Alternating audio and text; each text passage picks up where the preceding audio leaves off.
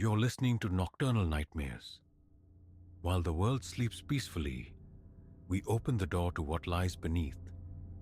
The stories that surface in silence, the fears that rise in the dark. These are not dreams, they are reminders. Stay with us.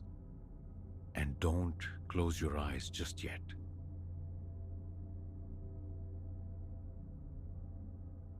A ghost of power, 3%, shimmered on my camera's display.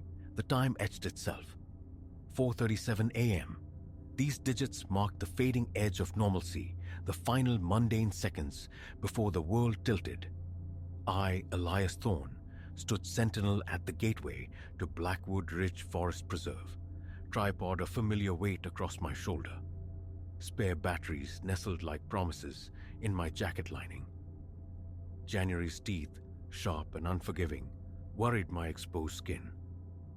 This ritual was etched into my bones. Rouse at 3:45, a 40-minute pilgrimage by road, then the 2-mile ascent on foot to Peregrine Bluff. Gear deployed before the sun bled color into the sky. Selling annuities paid the bills. Capturing dawn's fleeting alchemy fed the soul. Or so I believed. Until that specific unfolding of darkness. Gravel scuttled beneath my boots as I surrendered to the path. My headlamp pierced the gloom, a solitary beam snagging on reflective trail markers like fleeting thoughts. Pine and damp decay, the forest's familiar incense, filled my lungs. A delicate lacework of frost silvered the ground, yielding with a faint crystalline crunch underfoot. The first mile dissolved uneventfully behind me. Breath plumed visibly in the frigid air. Thighs burned with the steady, insistent climb. My watch face glowed. 4:52 a.m. Good time. Dawn wouldn't break until 6:43, granting ample margin to reach the overlook, to court the perfect composition. The divergence arrived at the trail's fork, where paths cleaved toward Peregrine Bluff and Hemlock Hollow. It was there, filtering through the skeletal trees to my right toward the hollow, that I glimpsed it, an anomalous luminescence. My first thought, another photographer, an earlier riser. But this light, it moved differently. Not the staccato burst of a flash, nor the steady gaze of a headlamp. It pulsed, a core of incandescent blue-white, akin to summer lightning, trapped beneath the forest ceiling. It shimmied between the ancient trunks, casting aberrant shadows that writhed across the frozen earth like things struggling to be born. Instinct screamed, "Camera!" Whatever this phenomenon, it promised an image unlike any other. I killed my headlamp, silencing its intrusion, and raised the camera. Through the lens, the lights sharpened, their motion a bizarre choreography defying explanation, splitting, coalescing, spiraling around bark, ricocheting off unseen surfaces. The woods became a silent discotheque, illuminated by this cold fire. My hands trembled as I fumbled with settings. ISO 3200, f2.8, a shutter speed desperate to freeze motion at 160th. I fired off exposures, but the LCD offered only mocking darkness, punctuated by faint, spectral blurs. The lights evaded capture, existing somehow outside the camera's grasp of reality. Logic whispered possibilities. Ball lightning, St. Elmo's fire, some rare atmospheric theater. Yet ball lightning doesn't weave patterns. It doesn't possess intent. These luminous motes moved as if sentient, enacting a silent pre-dawn ritual among the sleeping trees. Closer. I had to get closer. Prudence urged me to remain on the path. Observe from safety. But 2 decades chasing light had taught Elias Thorne that the sublime rarely resides within the bounds of caution. Securing the tripod to my pack, I began to navigate the undergrowth, angling toward the spectacle. The terrain plunged sharply here. My boots skidded on frost-kissed leaves. I stumbled, catching myself on rough, frigid bark.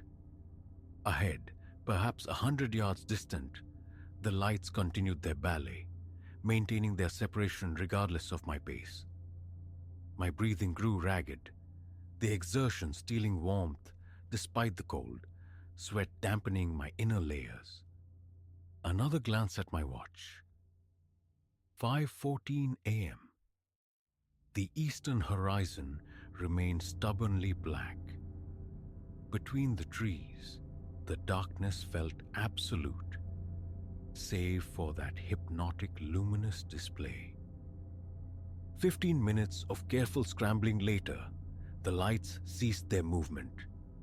They hovered, suspended in a small clearing just ahead, pulsing with that same uncanny blue-white radiance. I sank behind a fallen log, a natural blind, and raised the camera once more. The battery icon blinked a desperate 2%. I had to try. The clearing swam into focus. The lights hung clustered about 6 feet from the ground. A swarm of softballs composed of cold light. No discernible heat emanated from them. Despite their intensity, indeed, the air seemed to acquire a deeper chill in their proximity. I depressed the shutter. The click echoed, obscenely loud in the profound quiet. The lights reacted instantly, exploding outward like a flock of startled phosphorescent birds. But instead of dispersing, they wheeled inward, accelerating into a frantic spiral that coalesced into a single, blinding column stretching from the forest floor to the highest reaches of the canopy. The fine hairs on my arms lifted. Static electricity sang in the air, a palpable tension. My camera's screen abruptly died. Simultaneously, the spare battery in my pocket became a searing coal against my leg. I dropped both camera and battery just as a high-frequency whine pierced the air, escalating until my teeth vibrated with sympathetic agony. What followed fractured time, my mind struggling to assemble the fragments. The column of light detonated, a silent omnidirectional flash that bleached my vision white. When sight returned mere seconds later, the clearing was plunged back into darkness, yet it wasn't empty. Movement stirred the frosted leaves. Footprints, appearing spontaneously, one after another, impressed into the rime, as if by invisible wanderers. Their pattern defied logic, overlapping, crisscrossing, pointing in contradictory directions. Some sank deep, suggesting immense weight. Others barely skimmed the surface. My heart hammered a frantic rhythm against my ribs as I watched these phantom tracks materialize, accelerating into a chaotic, frenzied dance. Then, as abruptly as they had begun, they ceased. The final set led to the clearing's heart and simply ended. Vanished. Frozen behind the log, I existed outside of time. Minutes stretched into perceived hours. My hands shook violently, the flashlight beam quivering. When courage finally returned, I forced myself into the clearing. The beam confirmed the impressions. Tangible, undeniable. Methodically, like documenting an impossible scene, I examined them. Sizes varied wildly. Some approximated a human foot, perhaps a size 10 or 11. Others were diminutive, childlike, and some bore no resemblance to anything terrestrial. elongated shapes, strange phalangeal ridges where toes should be, suggesting a gait utterly alien. My light snagged on metal glinting near the clearing's center. My camera lay prone in the leaves, battery compartment agape and empty. The spare, the one that had burned hot in my pocket, was gone, without a trace. The camera body itself felt unnaturally cold, like it had been pulled from deep cryo storage. Hints of grey bruised the eastern sky as I finally gathered my violated equipment. My watch was stopped, frozen at 5:14 a.m., its digital face inert despite a battery less than a year old. My phone displayed 6:22 a.m., but the screen flickered erratically, the compass app spinning in useless, frantic circles. One last look at the clearing. The footprints remained, stark against the frost, but already softening, ephemeral evidence dissolving with the approaching dawn. By the time the sun crested the ridge, they would be mere memories imprinted on damp earth. No photos, no proof, only the fragile architecture of recollection. The return hike was a blur of forced speed along the marked trail. Every rustle became a potential pursuit. Every shadow held nascent movement. The familiar forest felt subtly altered, skewed, like a room visited in a dream. I reached the empty parking lot precisely as the sun shattered over the eastern peaks. My car sat alone as I'd left it, yet not entirely. Upon the frosted windshield, a pattern. Not the random fractals of ice, but deliberate concentric circles interlaced with sharp, angular glyphs I'd never encountered. By the time I located the scraper in the trunk, the strengthening sun had begun its work. The patterns liquefied and vanished before I could even think to capture them, leaving only fading mental impressions, like the residue of a fever dream. Blackwood Ridge remains unvisited by me since that morning. My camera, despite new batteries, new cards, is a dead thing. The phantom images I thought I'd captured exist on no device, in no cloud. My watch eventually resumed ticking, but its grasp on time remains unreliable. Sometimes, gazing from my window on cold, clear mornings towards the distant woods, I imagine faint, pulsing glimmers of blue-white light weaving through the trees. I no longer feel the urge to investigate. Some vales are best left undisturbed. My office overlooks the preserve. During slow afternoons, selling security against life's uncertainties, my eyes drift to that expanse of trees, pondering. Rationalizations, exotic electrical discharges, marsh gas illusions, shared delusion, crumble under the weight of the tangible. The footprints were real. The frost glyphs were real. Last week, a new client sought coverage for his photography enterprise. He spoke of recent sunrise excursions to Blackwood Ridge, mentioning something odd. Lights, he'd murmured, flickering in the trees, like nothing I ever saw. He inquired, voice hesitant, if our policies covered gear damage from unexplained electrical events. I sold him the most robust plan available, and I gently suggested he might find sunsets more rewarding. Certain places, in those liminal hours before dawn, are not quite aligned with the world we assume we know. There, strange lights perform their silent ballets, leaving only questions and melting footprints behind. The tripod from that morning still resides in my closet.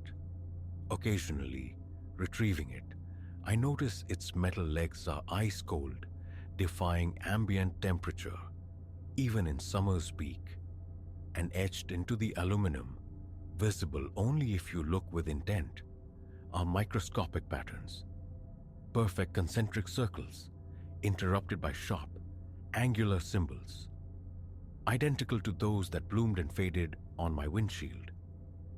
I've considered analysis, experts, labs, but the tripod always returns to the darkness of the closet. Some enigmas resist dissection, yet I keep it. A cold metallic reminder that what I witnessed was undeniably real. That for a handful of impossible minutes in a frost-rimed clearing, I brushed against something utterly beyond. And somewhere, in the deep woods, under the cloak of night, those lights continue their dance, perhaps waiting for the next soul foolish enough to follow their ethereal glow into the unknown.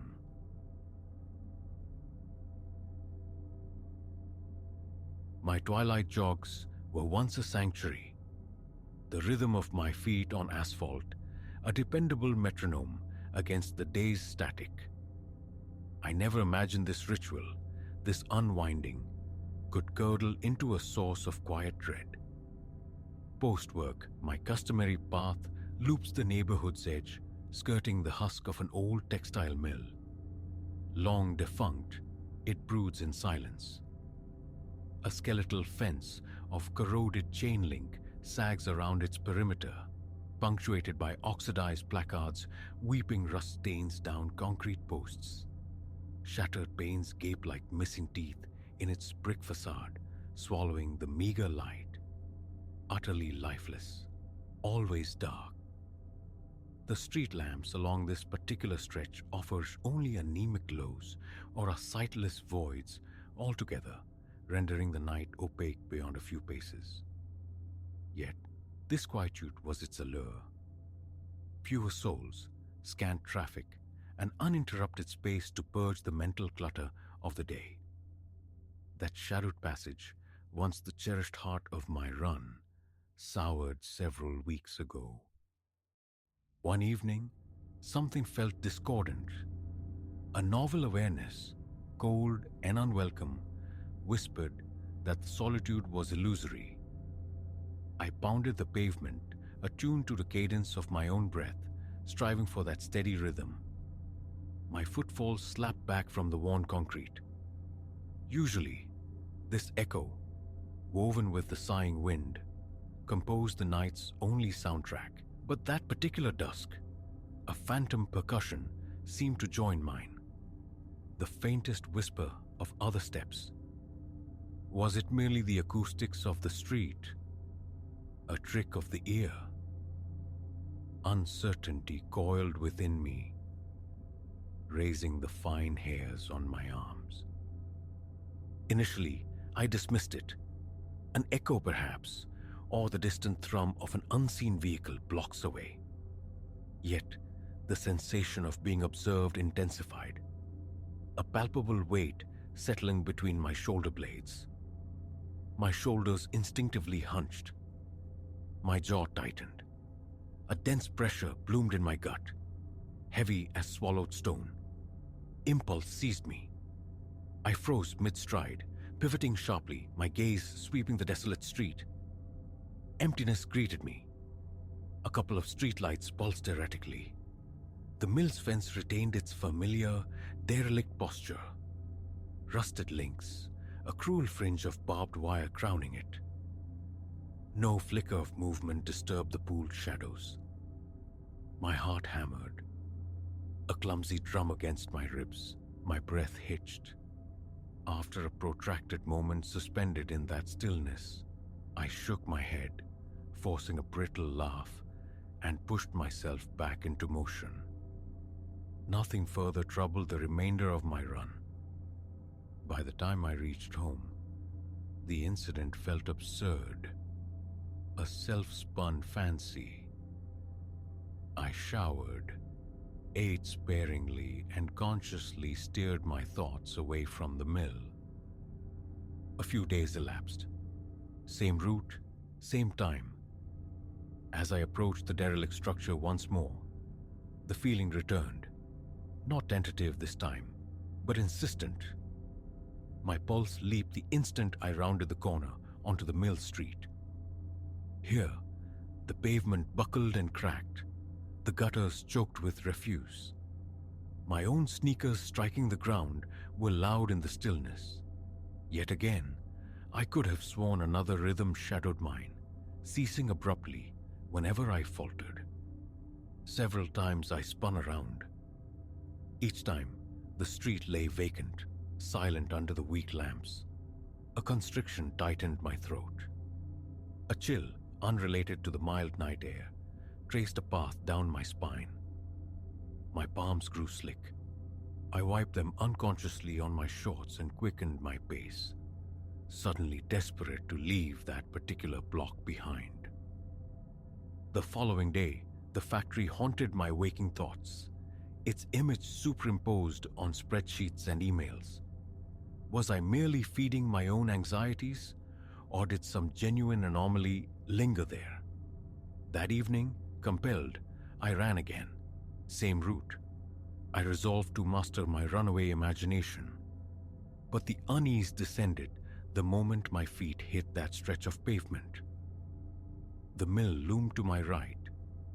Tall, grime-streaked windows, mostly shattered or crudely boarded, cryptic graffiti scarring its lower walls, no hint of interior light.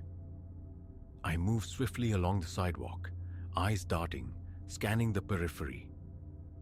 The oppressive feeling bore down. My legs felt unnaturally heavy, my breathing shallow and quick. I caught myself glancing back repeatedly. Still nothing, nobody. After several more nights steeped in this low-grade paranoia, frustration eclipsed fear. I resolved to get a closer look to dispel the phantoms. Reaching the fence, I clambered onto a squat concrete block nearby, seeking a vantage point over the rusted barrier into the yard. I anticipated the usual tableau of industrial decay. Splintered pallets, perhaps the hulking shapes of abandoned machinery. Instead, a brief, sharp glint of light flared from within the main building, a momentary burst, as if from a torch or a small battery-powered lamp. The sight sent a jolt through my chest. There was no earthly reason for light within that sealed-off edifice, especially at this hour. It was derelict, condemned. My pulse throbbed in my temples. "Hey!" The shout escaped me, pure reflex. No plan, just a surge of adrenaline demanding acknowledgement. Instantly, the light vanished. Silence rushed back in, thick and absolute. No answering sound, no scuff of retreating feet, no groan of a rusted hinge. My skin prickled, my heart galloped. I realized my knuckles were white, gripping the top wire of the fence. A minute stretched into an eternity. Finally, I dropped back to the sidewalk, standing there, adrift in indecision. Eventually I retreated, resuming my run, but my mind was a frantic whirl. If someone was inside, they'd heard me. Their silence felt deliberate, unnerving. The next day, I sought out Mr. Henderson, a security guard stationed near a small office complex a block away. He often patrolled the exterior in the evenings. Casually, I inquired if he'd ever noticed any activity around the old textile mill. He regarded me with mild puzzlement. That place, he asserted, had been shuttered for years. No power, no personnel, nothing. He recounted how the owner had initial trouble with trespassers, but that was easily a decade past. Now, supposedly, the building was left undisturbed, secured with boards and heavy locks.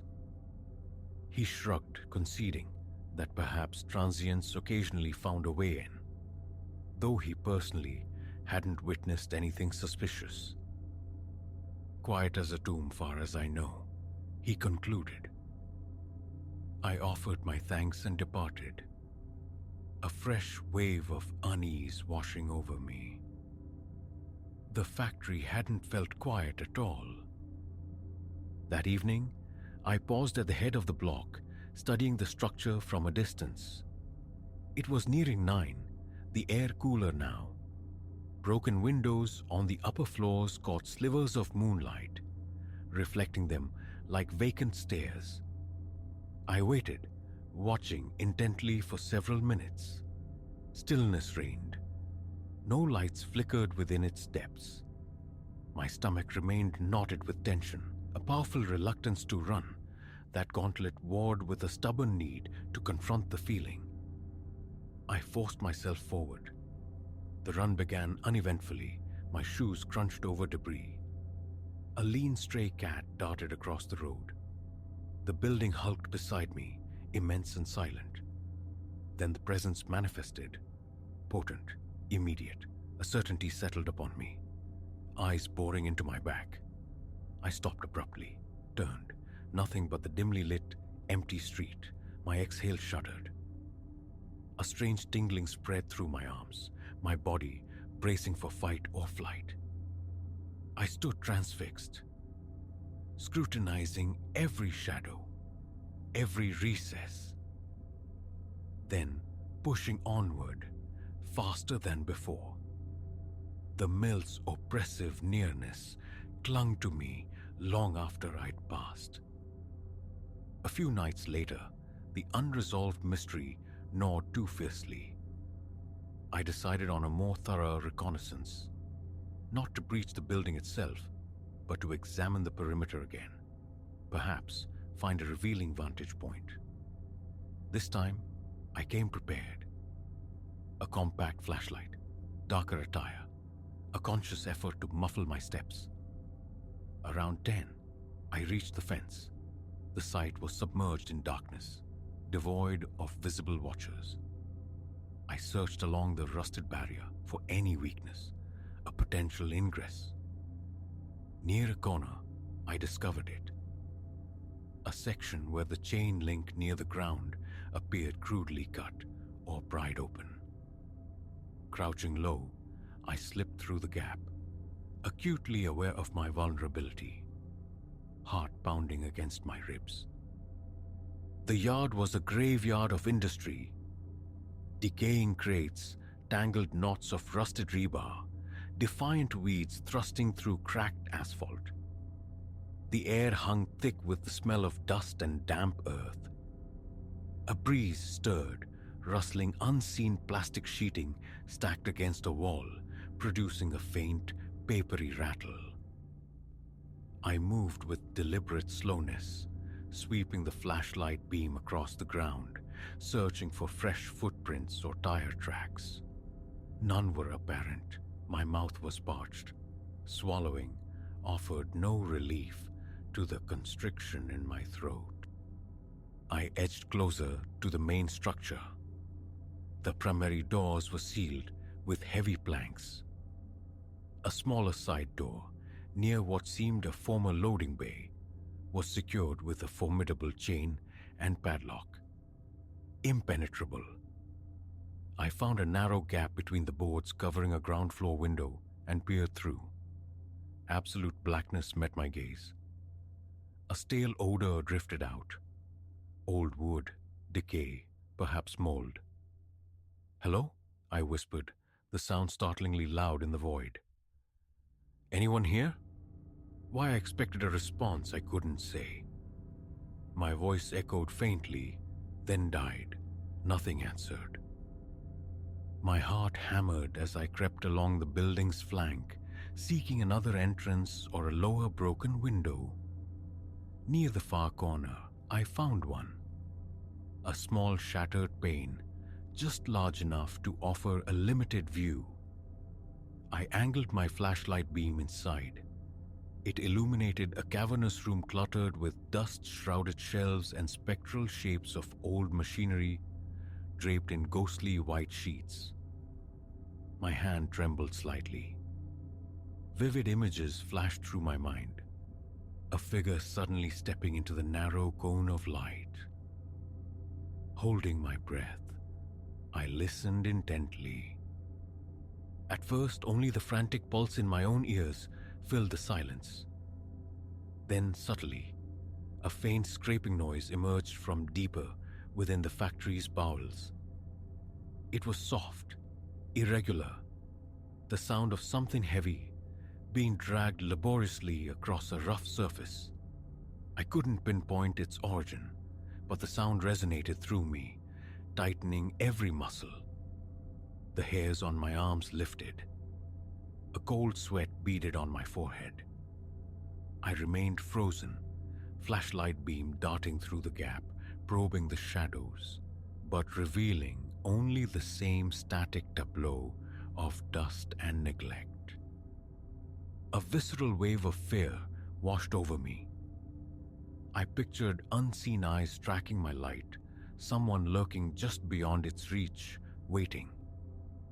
The thought of calling the police flickered, but I hesitated. What concrete proof did I have beyond unsettling noises and a vague sense of presence? Explaining my trespassing would be awkward at best.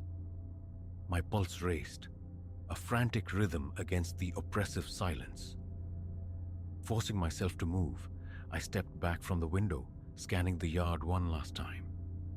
Still nothing. No movement, no lights.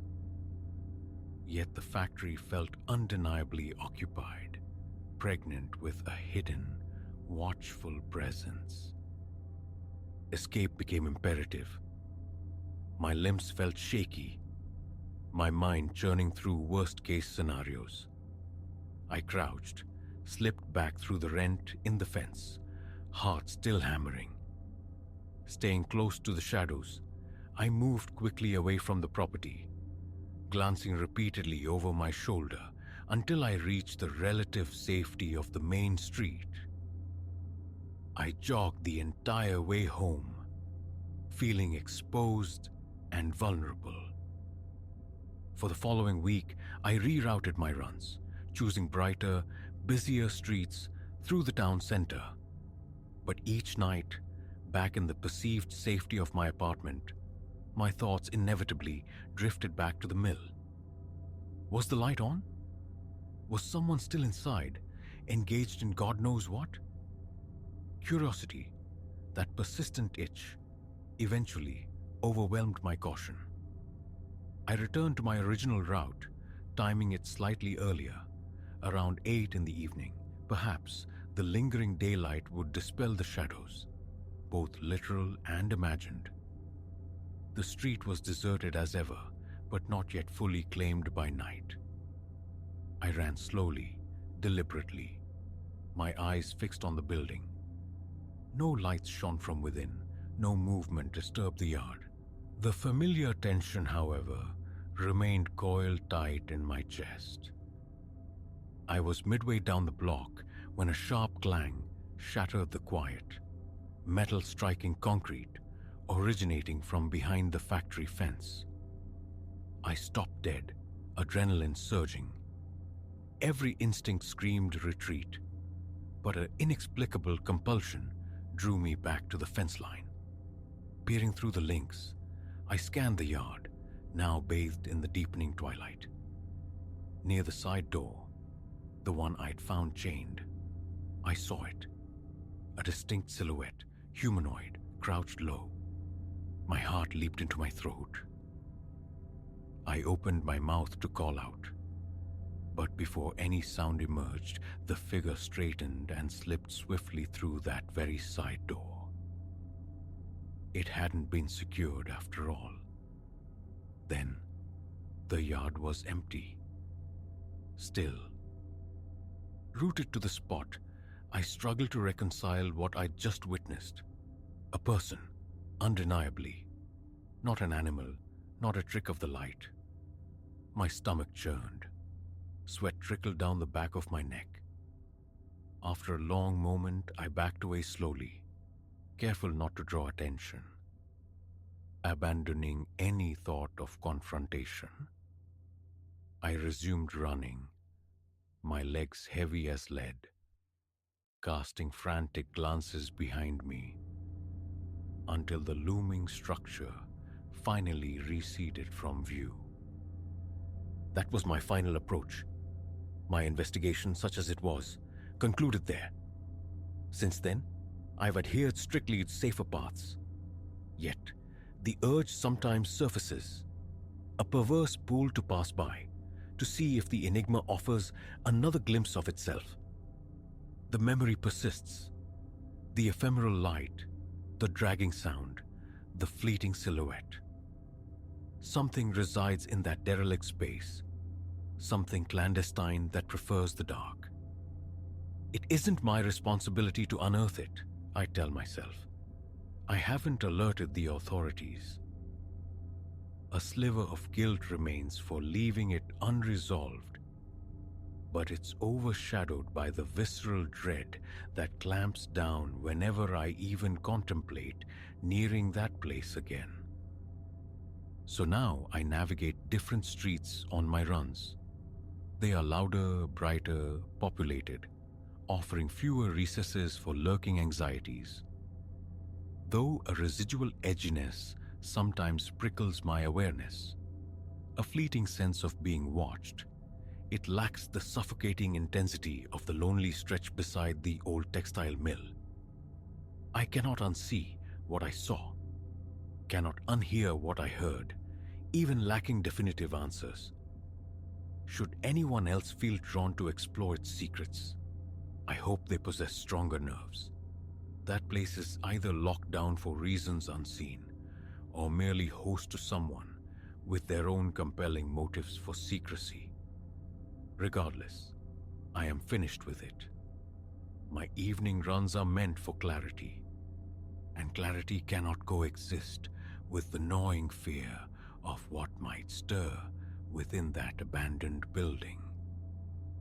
Sometimes, driving past in the full glare of day, I see the factory. It appears almost benign under the sun, just a decaying brick shell with broken eyes and boarded up mouths, but I know its nocturnal transformation. I know there's more concealed within its walls than daylight reveals. For now, that knowledge must suffice. I possess no proof of malice, nothing concrete or quantifiable, only the unwavering conviction of my gut screaming repeatedly that something there is profoundly wrong. That conviction is why I will not go back.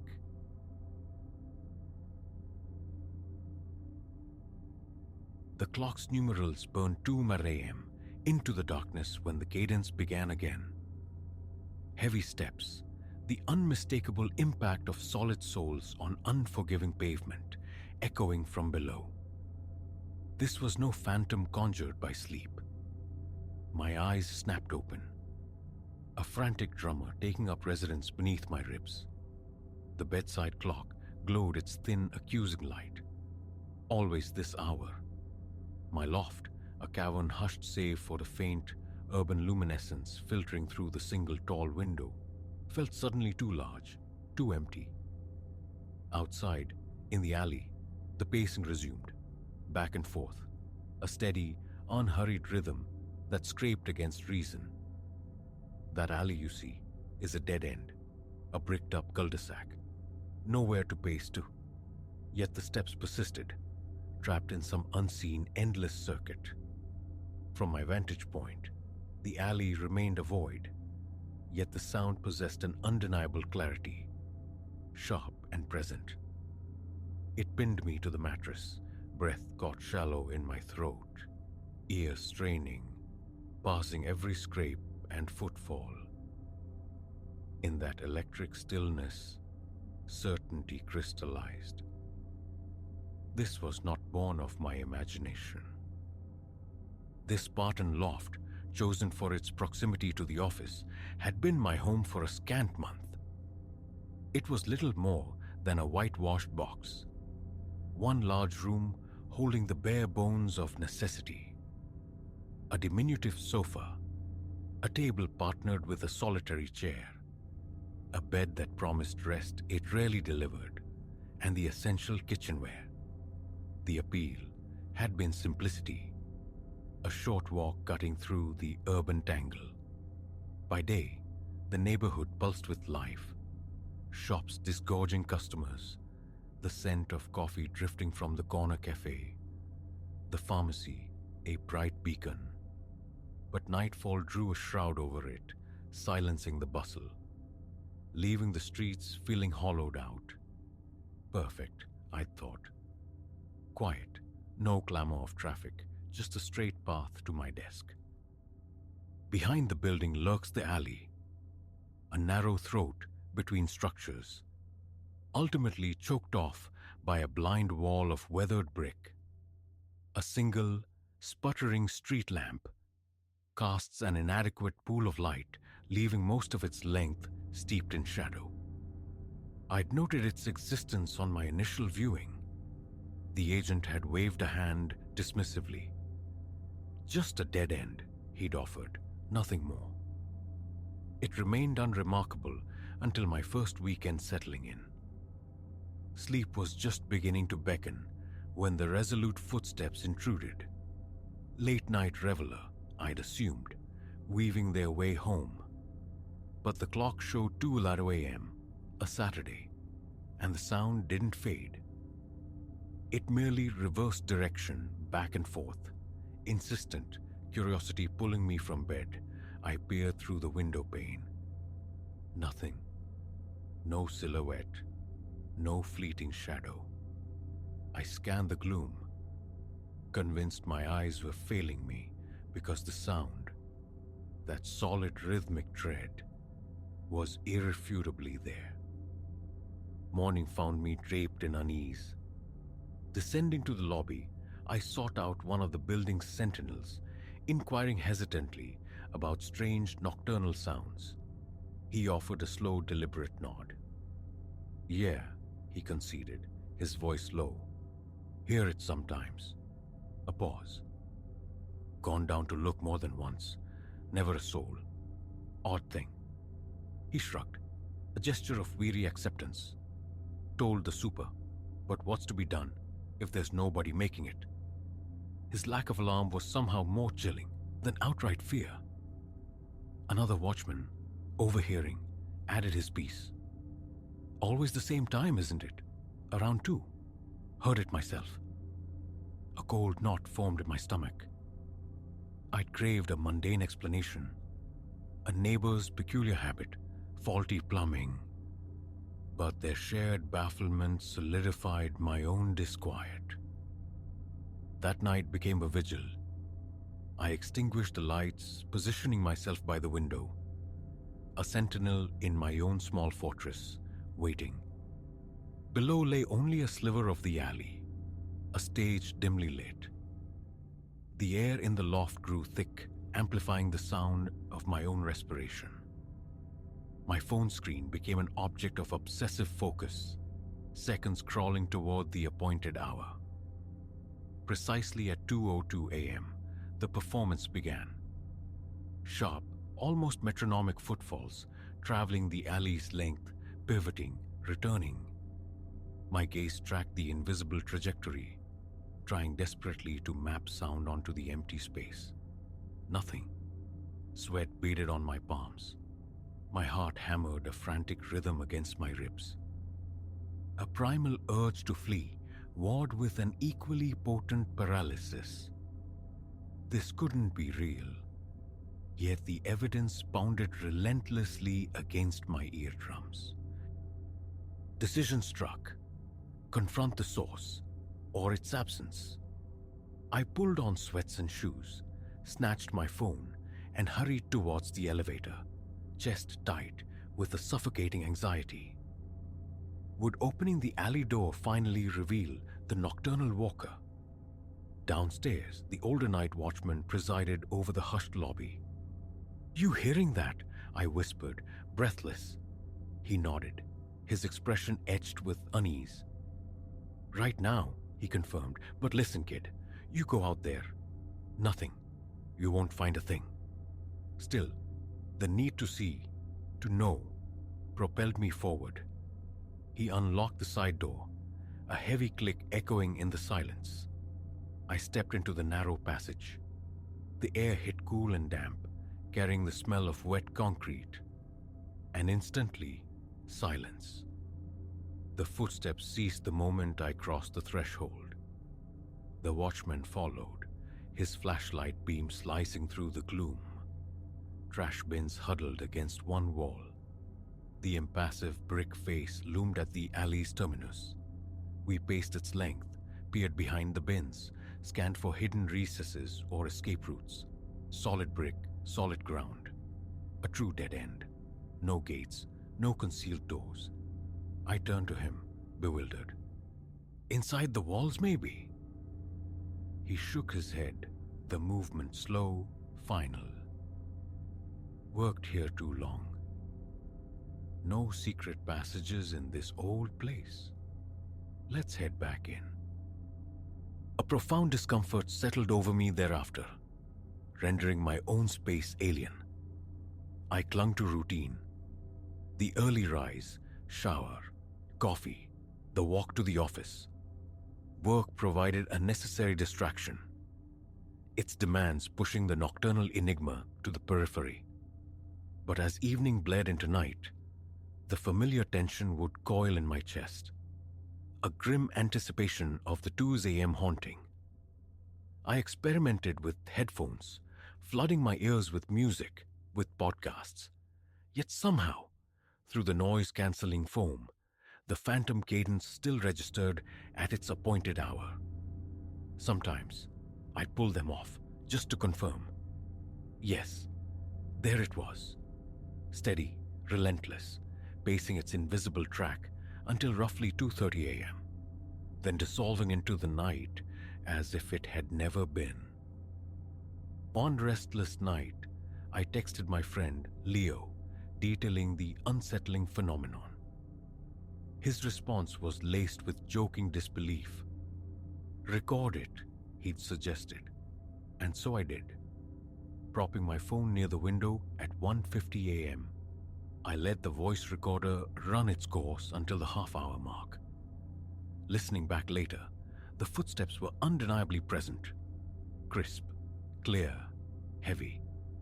Leo heard it too, admitting it sounded exactly like someone walking on concrete, but quickly rationalized it away. Pipes, echoes, atmospheric tricks. He laughed when I invited him to witness it firsthand. A nervous edge to his amusement, politely declining. His skepticism felt like another brick in the wall.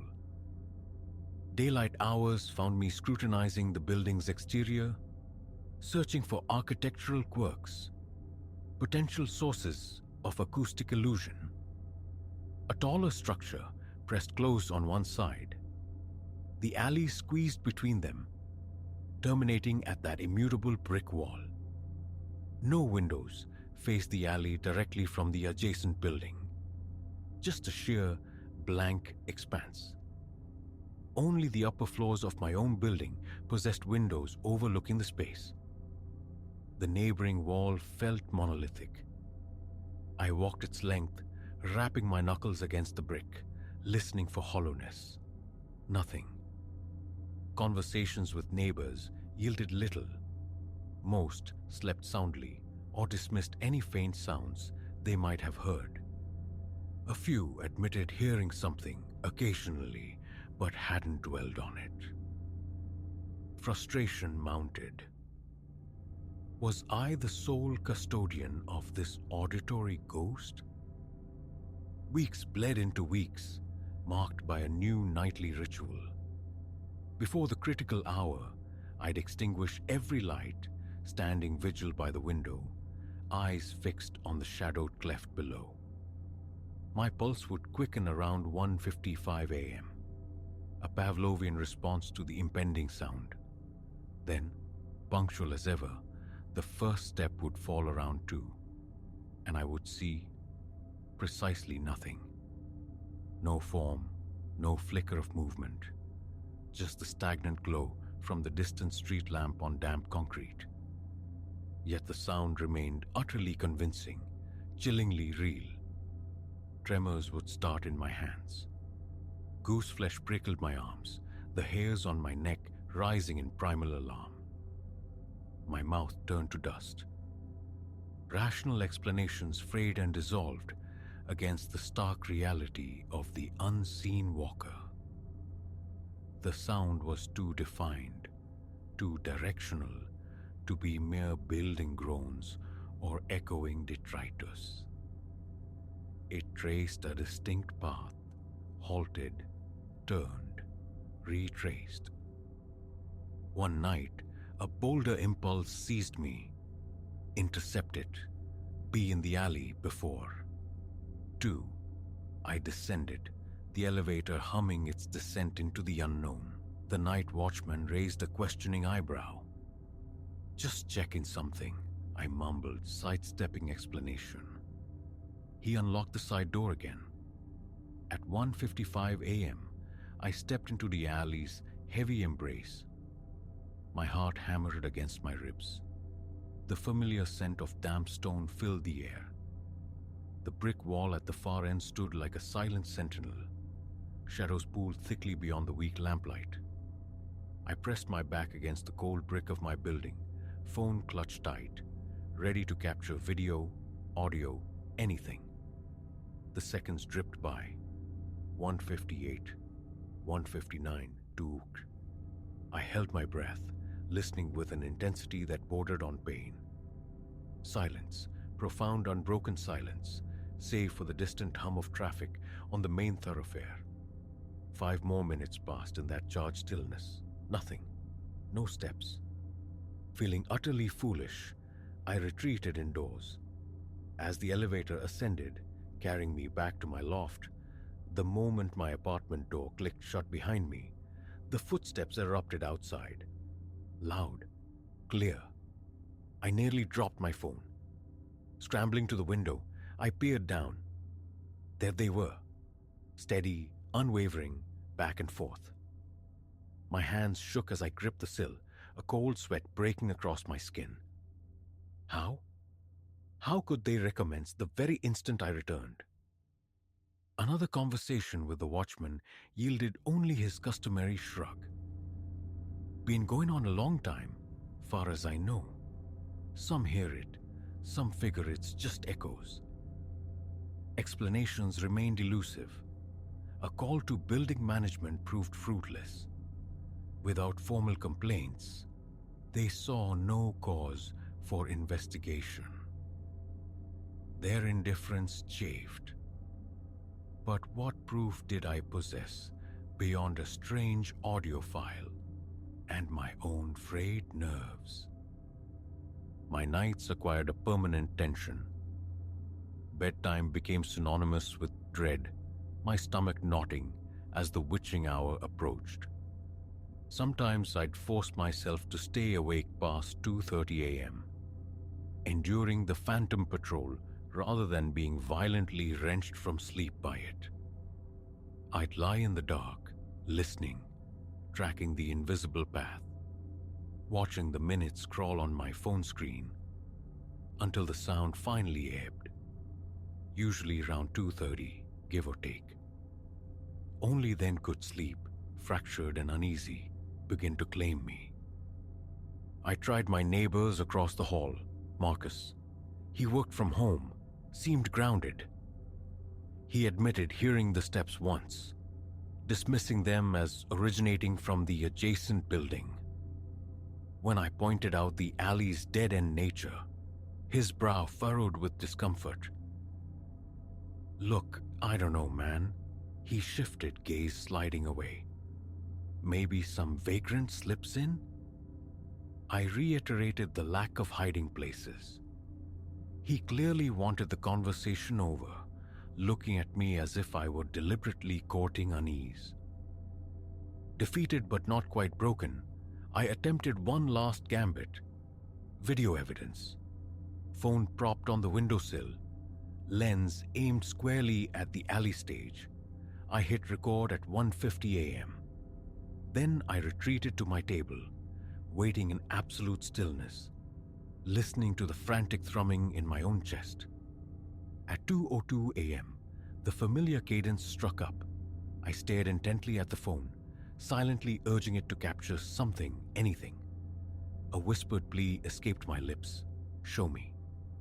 By 2:25 a.m., the alley fell silent once more. I reviewed the footage. The microphone had captured the footsteps with perfect fidelity, loud and distinct. The video, however, showed only an empty, dimly lit alley. No movement, no shadows playing tricks, nothing. A profound weariness settled in. Moving felt drastic, an admission of defeat spurred by phantom footfalls. Yet my sleep, my sanity, felt perpetually under siege. Each night, the approach of 2 a.m. brought a wave of visceral dread. Earplugs, music, white noise machines, all proved useless barricades against the invasive sound. It sliced through everything. Sometimes, pressing my hands hard against my ears, I felt I could still perceive it. A low, thrumming vibration deep in my bones. One night, resolve hardened within me. I couldn't just lie there, passive. At 2:10 a.m., knowing the steps were in full swing, I pulled on a jacket and raced downstairs, pulse hammering a wild tattoo. The sound seemed amplified in the hallway, almost deafening as I waited for the elevator. The night watchman was waiting, his expression unchanging. I strode past him without a word, pushed through the side door, and stood at the alley's mouth. Silence descended instantly. Utter quiet. I waved toward the alley's depths, signaling my intent. He offered a slight, resigned shake of his head, but didn't intervene. Slowly, cautiously, I ventured into the darkness, my phone's flashlight beam trembling on the damp ground. Droplets glistened in small puddles. No footprints disturbed the wet concrete. No trace of recent passage despite the heavy tread I'd heard mere moments before. It felt utterly vacant. I stood there for a long minute, breathing raggedly, then turned and looked up towards my own window. A faint rectangle of light in the towering brick face. Of course, I saw no one looking down, but my mind churned. How could sound exist so vividly without a source? Returning to the lobby, the watchman met my gaze with that familiar, weary shrug. No words were necessary. The footsteps never ceased their nightly patrol in the weeks that followed. Every single night, 2 a.m. until roughly 2:30 a.m., the same unwavering pattern. Even when Leo crashed on my couch for a weekend, the sound persisted, though he, a notoriously heavy sleeper, remained oblivious. He believed the recording, acknowledged its strangeness, but lacking the visceral experience, it remained an abstraction. He departed, offering sympathetic but ultimately empty platitudes, leaving me alone once more with the nightly disturbance. Now, it is simply a feature of this place, an inexplicable constant. I cannot unravel it. The watchmen offer no theories. Management remains indifferent. My neighbors choose not to notice. The footsteps arrive at 2 a.m. They pace for their allotted half hour. They sound like boots on stone. They are made by nothing visible. Descend to confront them, and they vanish, only to resume the moment you are safely back inside. A routine impervious to intervention. I've tried leaving at odd hours, hoping to disrupt the cycle, but the phantom march remains inviolate. I am still here.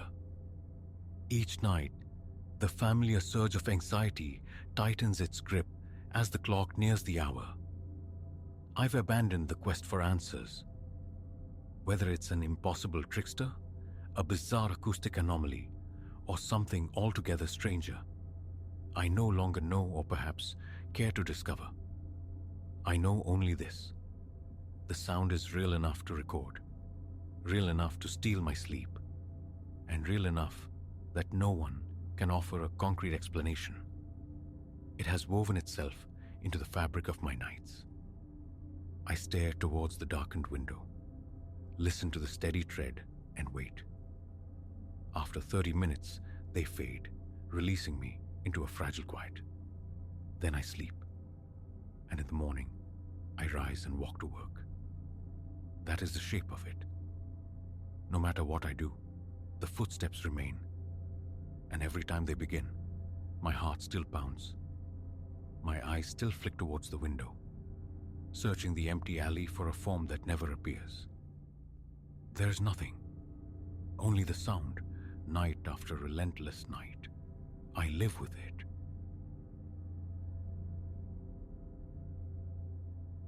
The woods beckoned that Tuesday, promising solace, a quiet untangling of thoughts only solitude could offer. A fool's errand, perhaps. The regret began its insidious crawl almost the moment my boots, belonging to Elara now, touched the trailhead. This path, worn smooth by my own past journeys, felt suddenly estranged, veiled beneath a bruised sky. The familiar pines loomed darker, swallowing the light, and the air hung thick with a silence that felt expectant. Initially, the rhythm was comforting. The crisp percussion of my boots on fallen leaves, the sporadic commentary of unseen birds high in the canopy. But the deeper I traversed, the more the woodland seemed to hold its breath. First subtly, then profoundly, the ambient chorus dwindled. No breeze whispered through the branches. No chatter broke the stillness. A profound, almost vacuum-sealed quiet descended, muffling the world. I dismissed it, a trick of the profound hush. Yet, an undeniable prickling started at the nape of my neck. The ancient instinct of prey. Eyes unseen, surely, were tracking my progress. The sensation intensified, a palpable weight pressing against my back. My gaze flickered constantly towards the dense undergrowth, scanning the shadowed boles of ancient trees. Nothing. Only the passive indifference of the forest and the lonely ribbon of trail spooling out behind me. Paranoia, I insisted. Just nerves frayed by the oppressive quiet, but then a faint counterpoint to my own tread. Crunch, soft, deliberate, mirroring my rhythm from somewhere beyond the veil of trees. I froze mid-stride, breath caught in my throat, ears straining against the sudden absolute silence. Gone. The phantom echo vanished, leaving only the frantic thrumming in my own chest, loud in the stillness. A ridiculous tremor, I told myself, forcing my legs back into motion. A deer? A trick of acoustics in the dense woods? Yet, the conviction settled deep in my bones. I was not alone. Something shadowed my passage, a presence that breathed when I breathed, halted when I halted. The feeling clung like damp moss, chilling despite the absurdity. This wasn't childhood fear of the dark. This was primal, visceral. Enough! I lengthened my stride, pushing forward, determined to outpace this unsettling phantom. My boots hammered a quicker tempo on the packed earth, and then, undeniably, thud crunch, louder now, closer, keeping perfect time with my hurried escape. A cold dread seized me, I spun around, heart slamming against my ribs, eyes raking the trees, the path behind. Empty. Utterly, maddeningly empty. Immobilized, caught between the unseen threat behind and the unknown trail ahead. Retreat? The thought of willingly walking towards that unseen pursuer sent ice through my veins. No, forward. Forward was the only direction that didn't feel like surrender. I pivoted back, resuming my trek, hoping desperately for another hiker. A break in the trees, anything. But the pursuit grew bolder. The steps behind were no longer mirroring, but gaining. Louder, heavier, imbued with a terrifying insistence. Panic flared, hot and sharp. My walk bled into a desperate jog. Then an all-out ragged run. Air seared my lungs. Branches whipped at my face. I refused to look back, couldn't bear to confirm the proximity I felt. An oppressive nearness, a chilling weight descending. Then, abrupt silence. The relentless echo behind me vanished mid-stride. I staggered to a stop, gasping, chest heaving. Slowly, dreadfully, I turned, still nothing. Just the impassive trees, the silent path. And then my eyes snagged on it, a pale square against the dark bark of an oak, just off the trail. A piece of paper, pinned crudely with a twig. Trembling fingers plucked it free. Aged parchment, frantic script. 3 words burned into my vision. You're not alone. A glacial cold seeped into my marrow. Not random, deliberate. Someone knew this path, knew my presence, watched me find this. The silence of the forest suddenly felt charged, teeming with unseen observation. Standing there, clutching that horrifying little message, was unbearable, trapped. The only escape was back through the territory stalked by my pursuer. With a surge of adrenaline, I spun on my heel and started back towards the trailhead. My pace was frantic now, a near run, eyes flicking ceaselessly into the dense darkening woods. Every shadow seemed to writhe, every fallen log a crouch in foam, and then, softly at first, but undeniably there, the sound returned. Tap, tap, crunch, measured, steady, dog in my retreat. No looking back, not this time. To look felt like inviting it closer, acknowledging its presence. I pushed harder, legs pumping, breath tearing from my throat. Louder the steps grew, closer, impossibly close now, almost treading on my heels. Sheer terror propelled me. Blindly, I ran, the path a blur beneath my pounding feet. Then, salvation! The tree line broke, revealing the small gravel clearing, my car a mundane sanctuary. I flung myself towards it, wrenched open the door, slammed it shut, the click of the locks echoing like gunshots. Keys shaking violently in the ignition, engine roaring to life, gravel spitting as I fled. Distance devoured the menacing woods. Relief washed over me, potent and dizzying, yet thin, fragile. The immediate terror receded, but the imprint remained. The weight of unseen eyes, the chilling cadence of those pursuing steps. Sometimes in the quiet moments, a phantom echo resurfaces. Tap, tap, crunch. A disquieting whisper from the edge of memory, insisting that on that overgrown trail, I was never truly by myself.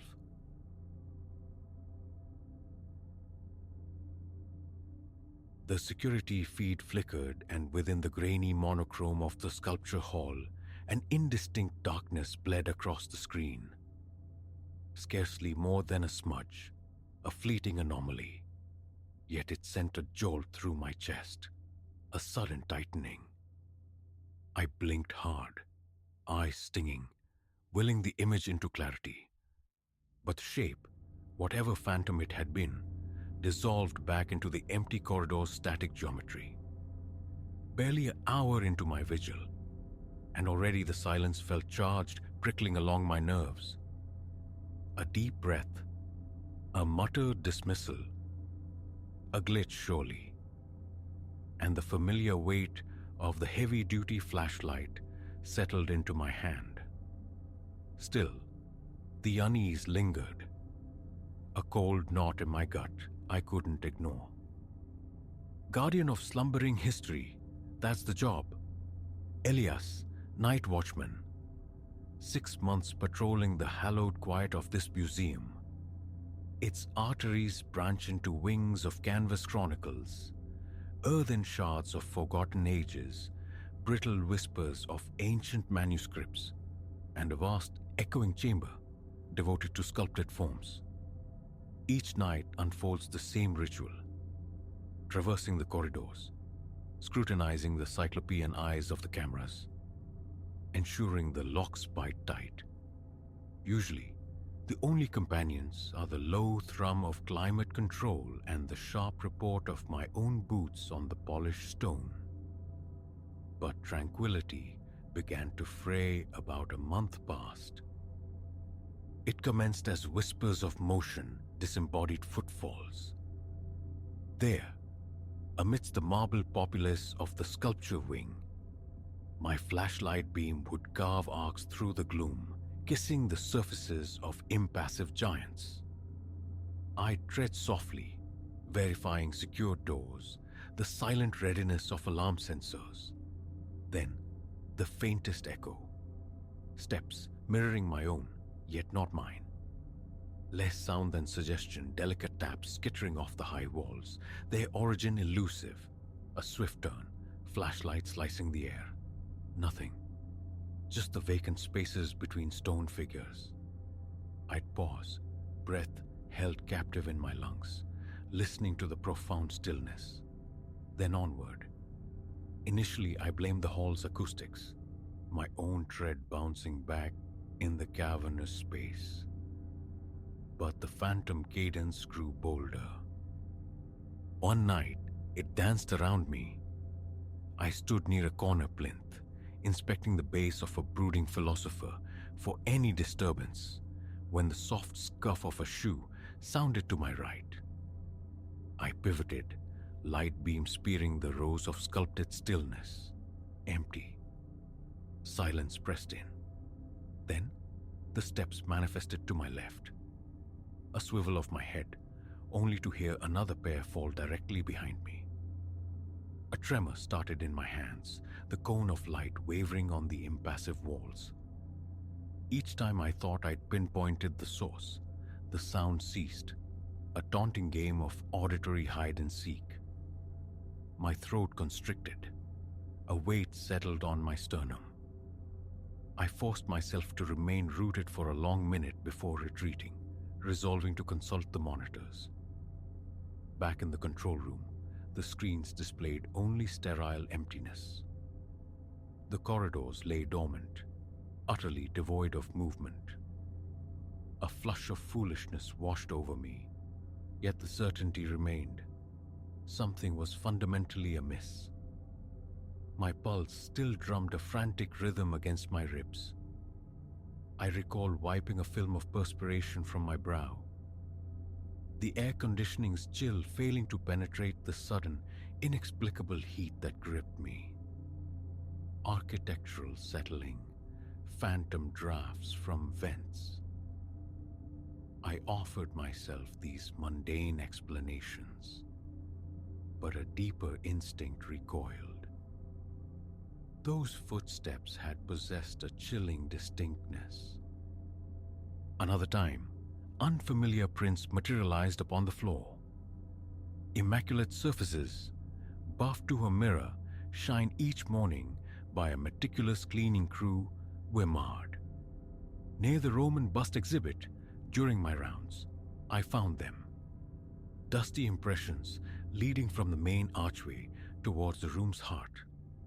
Smaller than my own heavy boots, yet definitively adult, their size ambiguous. Crouching, I traced their path with my light, seeking a destination. They simply ceased abruptly a few yards in, as if their maker had been plucked skyward or simply dissolved into the air. I scanned the vicinity, probing shadows beneath display cases, behind pedestals. No lurking figure, only the familiar prickle on my nape, the sensation of unseen eyes observing. A glance over my shoulder met the vacant stares of the ancient Roman heads. Always unnerving in the nocturnal gloom, tonight one seemed altered. Its marble face, angled slightly, seemed directed towards me. I froze, centering the flashlight beam upon it. The sculpted expression remained unchanged, lips parted in their rigid, classical pose. Yet the conviction lingered. It had moved. A primal urge to flee, warred with duty, security, calm. I stepped closer, examining the bust, wondering if it had always faced this way. A tentative touch confirmed its solidity. No looseness, no recent repositioning noted by maintenance. The base was undisturbed. The label offered no clues. My arms felt unsteady, my breathing shallow. Imagination, I insisted, pushing onward to the next gallery. The tremor in my limbs betraying my forced composure. The following evening brought a faint, grating sound from the vicinity of the Greek statues. Life-size titans on imposing pedestals, capturing mythological dramas in cold stone. Hearing the noise, I navigated the aisle, my light sweeping the floor. Near the base of one pedestal, something glinted, minuscule flakes of stone. Kneeling, I rubbed them between my fingertips. Gritty, real. My gaze traveled upward to the statue itself. A hero poised mid-action, arms raised as if preparing to hurl an unseen spear. I scrutinized its form, searching for fresh scars, chips, any sign of damage. Nothing obvious. The statue appeared intact, yet, again that subtle dissonance. The angle of its head seemed fractionally different, tilted almost imperceptibly. I retreated a step, my grip tightening on the flashlight, heart thudding a heavy cadence against my ribs. Later, cocooned in the relative safety of the security room, I replayed the camera feeds. Nothing accounted for the scraping. I rubbed tired eyes, zoomed in on the Greek gallery. Absolute stillness. Rising, I paced the small space, swallowed lukewarm coffee, listening intently for any sound beyond the door. A distant thud reverberated through the building. I flinched, startled. The coffee mug clattered against the desk as I set it down, my hand shaking too violently. Flashlight retrieved, I eased into the corridor. The sound had emanated from the sculpture wing. My own footsteps felt deafening on the polished expanse as I crept forward. Peering around the corner, the low ambient light rendered the statues into looming silhouettes. There stood the hero, sentinel on my left. It looked unchanged, yet the uncanny feeling returned, a sense of being watched by those stone eyes. I drew a slow breath through my nose, straining to hear over my own heartbeat. And then it came. A soft exhalation, disturbingly close, directly behind me. I spun, flashlight beam trembling violently. Nothing. The corridor stretched empty behind me. Goose flesh erupted across my skin. A profound chill settled deep in my bones. The breath had been sharp, brief. A curse escaped my lips as I dragged a hand across my face. Get a grip, Elias. I swept the light across every surface, floor to ceiling. Only more statues, frozen in the periphery. I moved towards the next section, methodically checking doors. Each handle turned, met resistance, confirmed locked, solid, secure. I scanned the floor for prints. Clean tiles reflected the dim overheads. Anyone here? My voice, thin and strained, bounced back unanswered. The remainder of that night bled away in the security room, each tick of the clock an eternity. My stomach churned, my gaze kept snapping to the monitors, anticipating a spectral figure gliding across the screen. None ever materialized.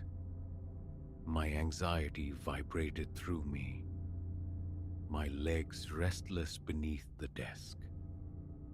In the ensuing days, I sought refuge in routine, arriving early to walk the halls bathed in the unambiguous light of day. Everything appeared benign then. The statues resumed their inanimate nature, their carved expressions less menacing under the sun's oblique rays. Curators and staff bustled, their presence grounding. But as dusk bled into night, the museum transformed. The silence thickened, acquiring a palpable weight, and every incidental creak or hum sent shivers down my spine. One evening, the familiar 10 o'clock ritual began. The grand entrance, the medieval armor display, the hushed gallery of paintings, all checked, all quiet. Then, drawing a fortifying breath, I turned towards the sculpture wing. A wide hallway, flanked by glass cases holding smaller antiquities, served as its antechamber. Approaching the threshold, I heard it. A faint tap, like knuckles rapping gently on plaster. From within the wing, I paused, pressing my ear against the cool air of the open doorway. Silence. Stepping inside, my flashlight beam cut a swath from left to right. Statues lined the hall like silent sentinels, some roped off, others close enough to brush against. I advanced towards the center, pausing intermittently, my rubber soles squeaking embarrassingly loud. I tried to muffle my steps. Suddenly, an icy draft kissed the back of my neck. A distinct chill, localized, impossible. No vents were nearby. I whipped around, flashlight held defensively at chest level, braced to confront a face. Again, emptiness. But the cold patch lingered on my skin, raising goosebumps. Methodically, I forced myself to inspect each statue. Base, label, posture, scrutinizing for deviations, comparing against the memories seared into my mind from previous nights. Most stood immutable. Then I reached a central figure, draped in flowing robes, one arm outstretched. Something felt wrong. That extended arm, it seemed higher, angled more acutely towards the ceiling than I recalled. Kneeling, I rested the flashlight on the floor, its beam illuminating the limb from below. I stared, dredging up the memory of its usual pose. My chest tightened. It was different, subtle, undeniably, but altered. Leaning closer, my fingers brushed the cold stone. An electric jolt shot up my arm. I snatched my hand back as if burned. Simultaneously, my belt radio erupted in a burst of harsh static. I nearly cried out, fumbling for the device. "Elias here, go ahead," I managed, my voice shaky. Only more crackling, then dead air. Clipping it back, I pushed myself upright, struggling to regulate my breathing. My palms were damp. A frantic visual sweep revealed no tools, no signs of forced entry, nothing to suggest vandalism. I backed out of the sculpture wing, resuming my patrol, testing doors down the adjacent corridor. Locked, locked, locked. It was then I resolved to formalize my observations. An old forgotten logbook surfaced from a drawer in the security office. Each night, post-rounds, I began chronicling the anomalies. Footprints noted, statue positions sketched, strange noises recorded, feelings of being watched documented, times meticulously logged for cross-referencing with camera footage. O2 Wandao. Heavy breathing felt close behind near Greek hero statue. Turned, no one present. Noticed small, fresh-looking chips near pedestal base. Another entry. 3 distinct sets of footprints observed near Roman busts. Vanished mid-floor. I attempted to broach the subject with Finn, one of the day guards. Casually, I asked if he'd ever noticed anything odd in the sculpture hall after hours. He just shrugged, offered a dismissive chuckle about old buildings being inherently spooky. No specifics, no shared experiences. I didn't press him, a sense of embarrassment silencing me. Was I losing my grip? Yet, I continued filling the notebook, each entry solidifying the conviction that these weren't tricks of light or mind. One night, deep into the graveyard shift, around 3:00 a.m., I was cycling through the camera feeds. Routine surveillance. Then, the North Corridor monitor caught my eye. A flicker at the screen's edge. I leaned closer, squinting, adjusting the contrast. My heart gave a sickening lurch.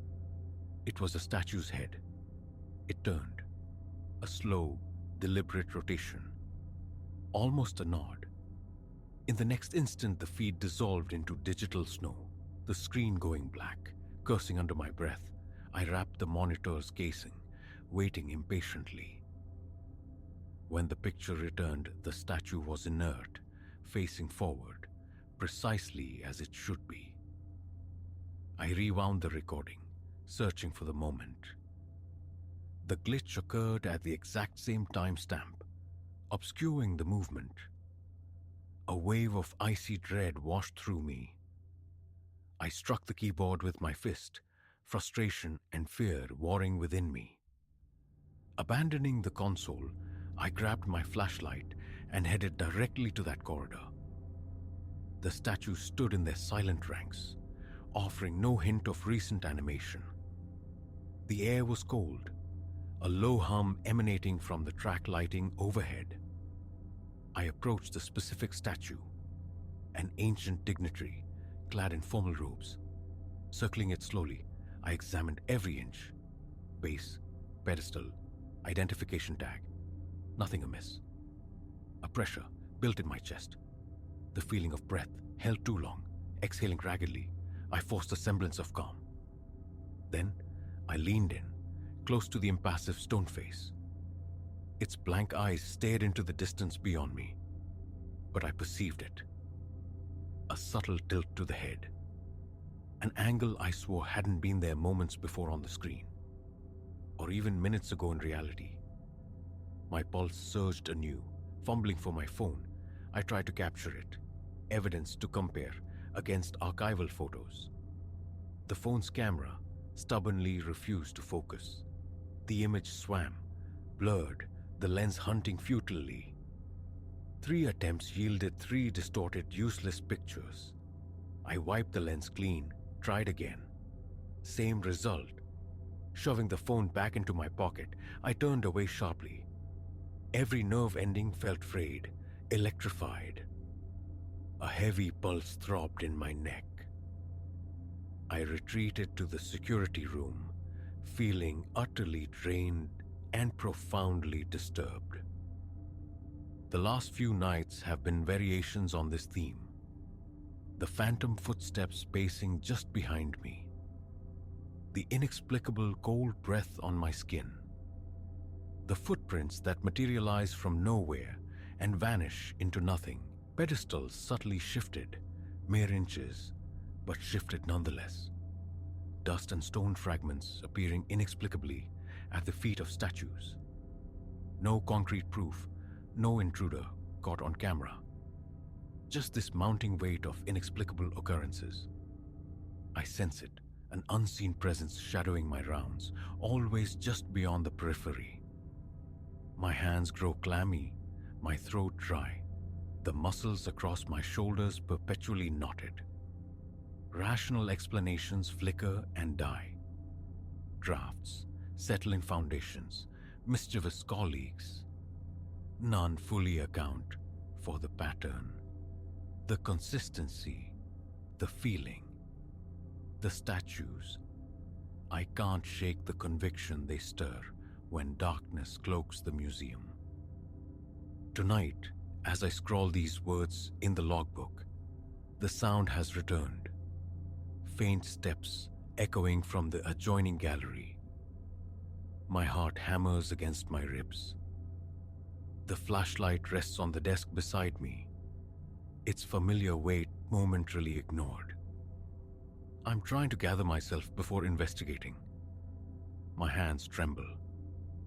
Part of me wants to barricade the door, ride out the remaining hours pretending ignorance. But the job demands otherwise. Fui cannot paralyze duty. I will take the light. I will walk back into that hall. I will see if the stone figures have rearranged themselves once more. Uncertainty churns in my gut. My palms slick with sweat, but I must go. If the breathing returns, I'll spin faster this time. If prints appear, I will follow them to their impossible end. I need to know if this is sabotage, or if something truly ancient and uncanny walks these halls with me. I'm standing now. The chair scrapes back. My own breath sounds too loud, too fast. My forehead is damp. Pulling open the door, I step into the corridor. An overhead light buzzes, flickers momentarily. Faulty wiring, I tell myself, forcing one foot in front of the other. A quick glance at the security app on my phone. No signal. Useless here. My nerves feel like live wires. The footsteps seem louder now, closer, reverberating towards me. A hard swallow. I raise the flashlight, its beam cutting through the gloom. Ahead, did a shadow just slip behind a pedestal? Real? Imagined? My heart slams against my sternum like a trapped bird. There's no retreat now. Dawn is hours away. I have to keep moving forward. This is my watch, and I can no longer afford to look away.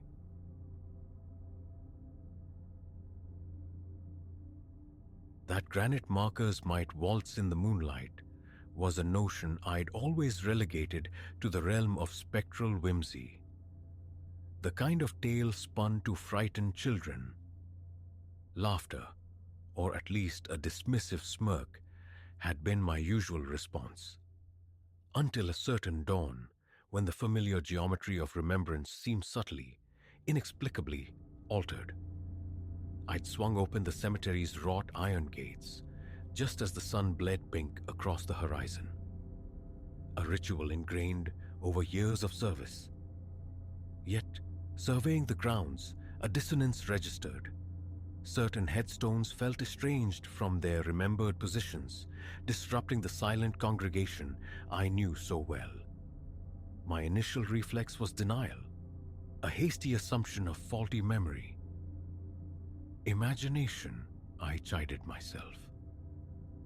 But the unease lingered, and the following evening, staying well past dusk, I observed with deliberate focus. It was no trick of the mind. Permit me to lay the groundwork. Silas is the name etched on my employment papers, and for nearly 10 years, the tendon of this quiet necropolis, its grass, its paths, its occasional vacancies, has been my solitary charge. The cemetery itself is modest, nestled against the periphery of a town where stillness reigns. Visitors are infrequent, mostly descendants tending to ancestral plots overgrown with time. My duties encompass the mundane upkeep, mowing, clearing walkways, ensuring a veneer of respectability. And yes, the digging of new graves, though thankfully, that task is rare. Most evenings culminate in the familiar routine: securing the main gate, inspecting the perimeter fence, a final, contemplative circuit through the sleeping grounds. Roughly 3 weeks passed, the equilibrium shifted. It began one morning as I ventured towards the western boundary to corral fallen leaves. This section houses the most ancient memorials, their stone faces weathered smooth, inscriptions eroded into near illegibility. My gaze swept across them, a habitual check for order. Instantly, a visceral wrongness prickled beneath my skin. The spacing felt adjusted, as if unseen hands had nudged certain markers mere inches apart. Nothing overt, you understand, but my familiarity with this particular stretch is intimate, forged through daily proximity. I know the precise interval between each stone and the tree line's shadow.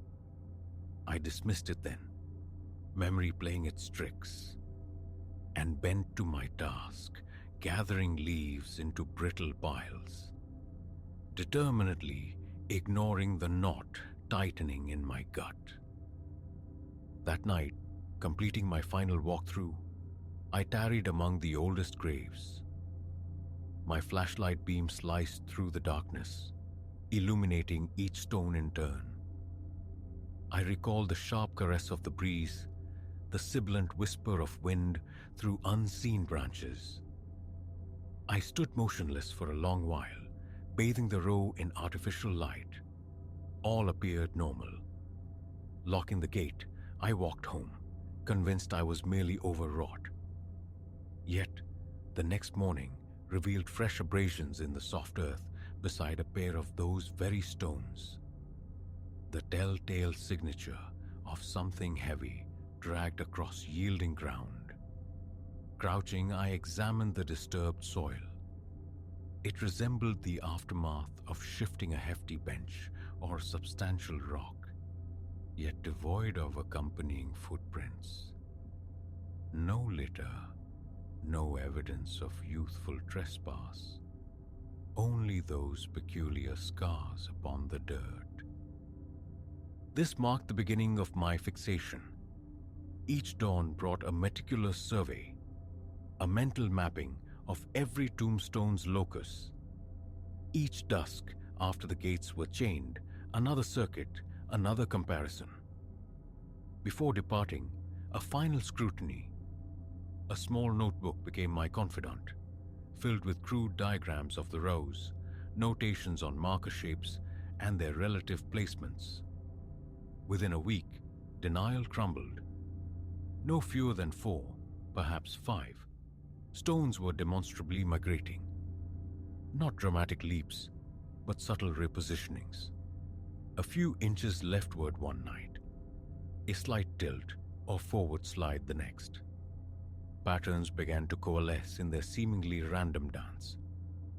By the second week, the phenomenon had spread.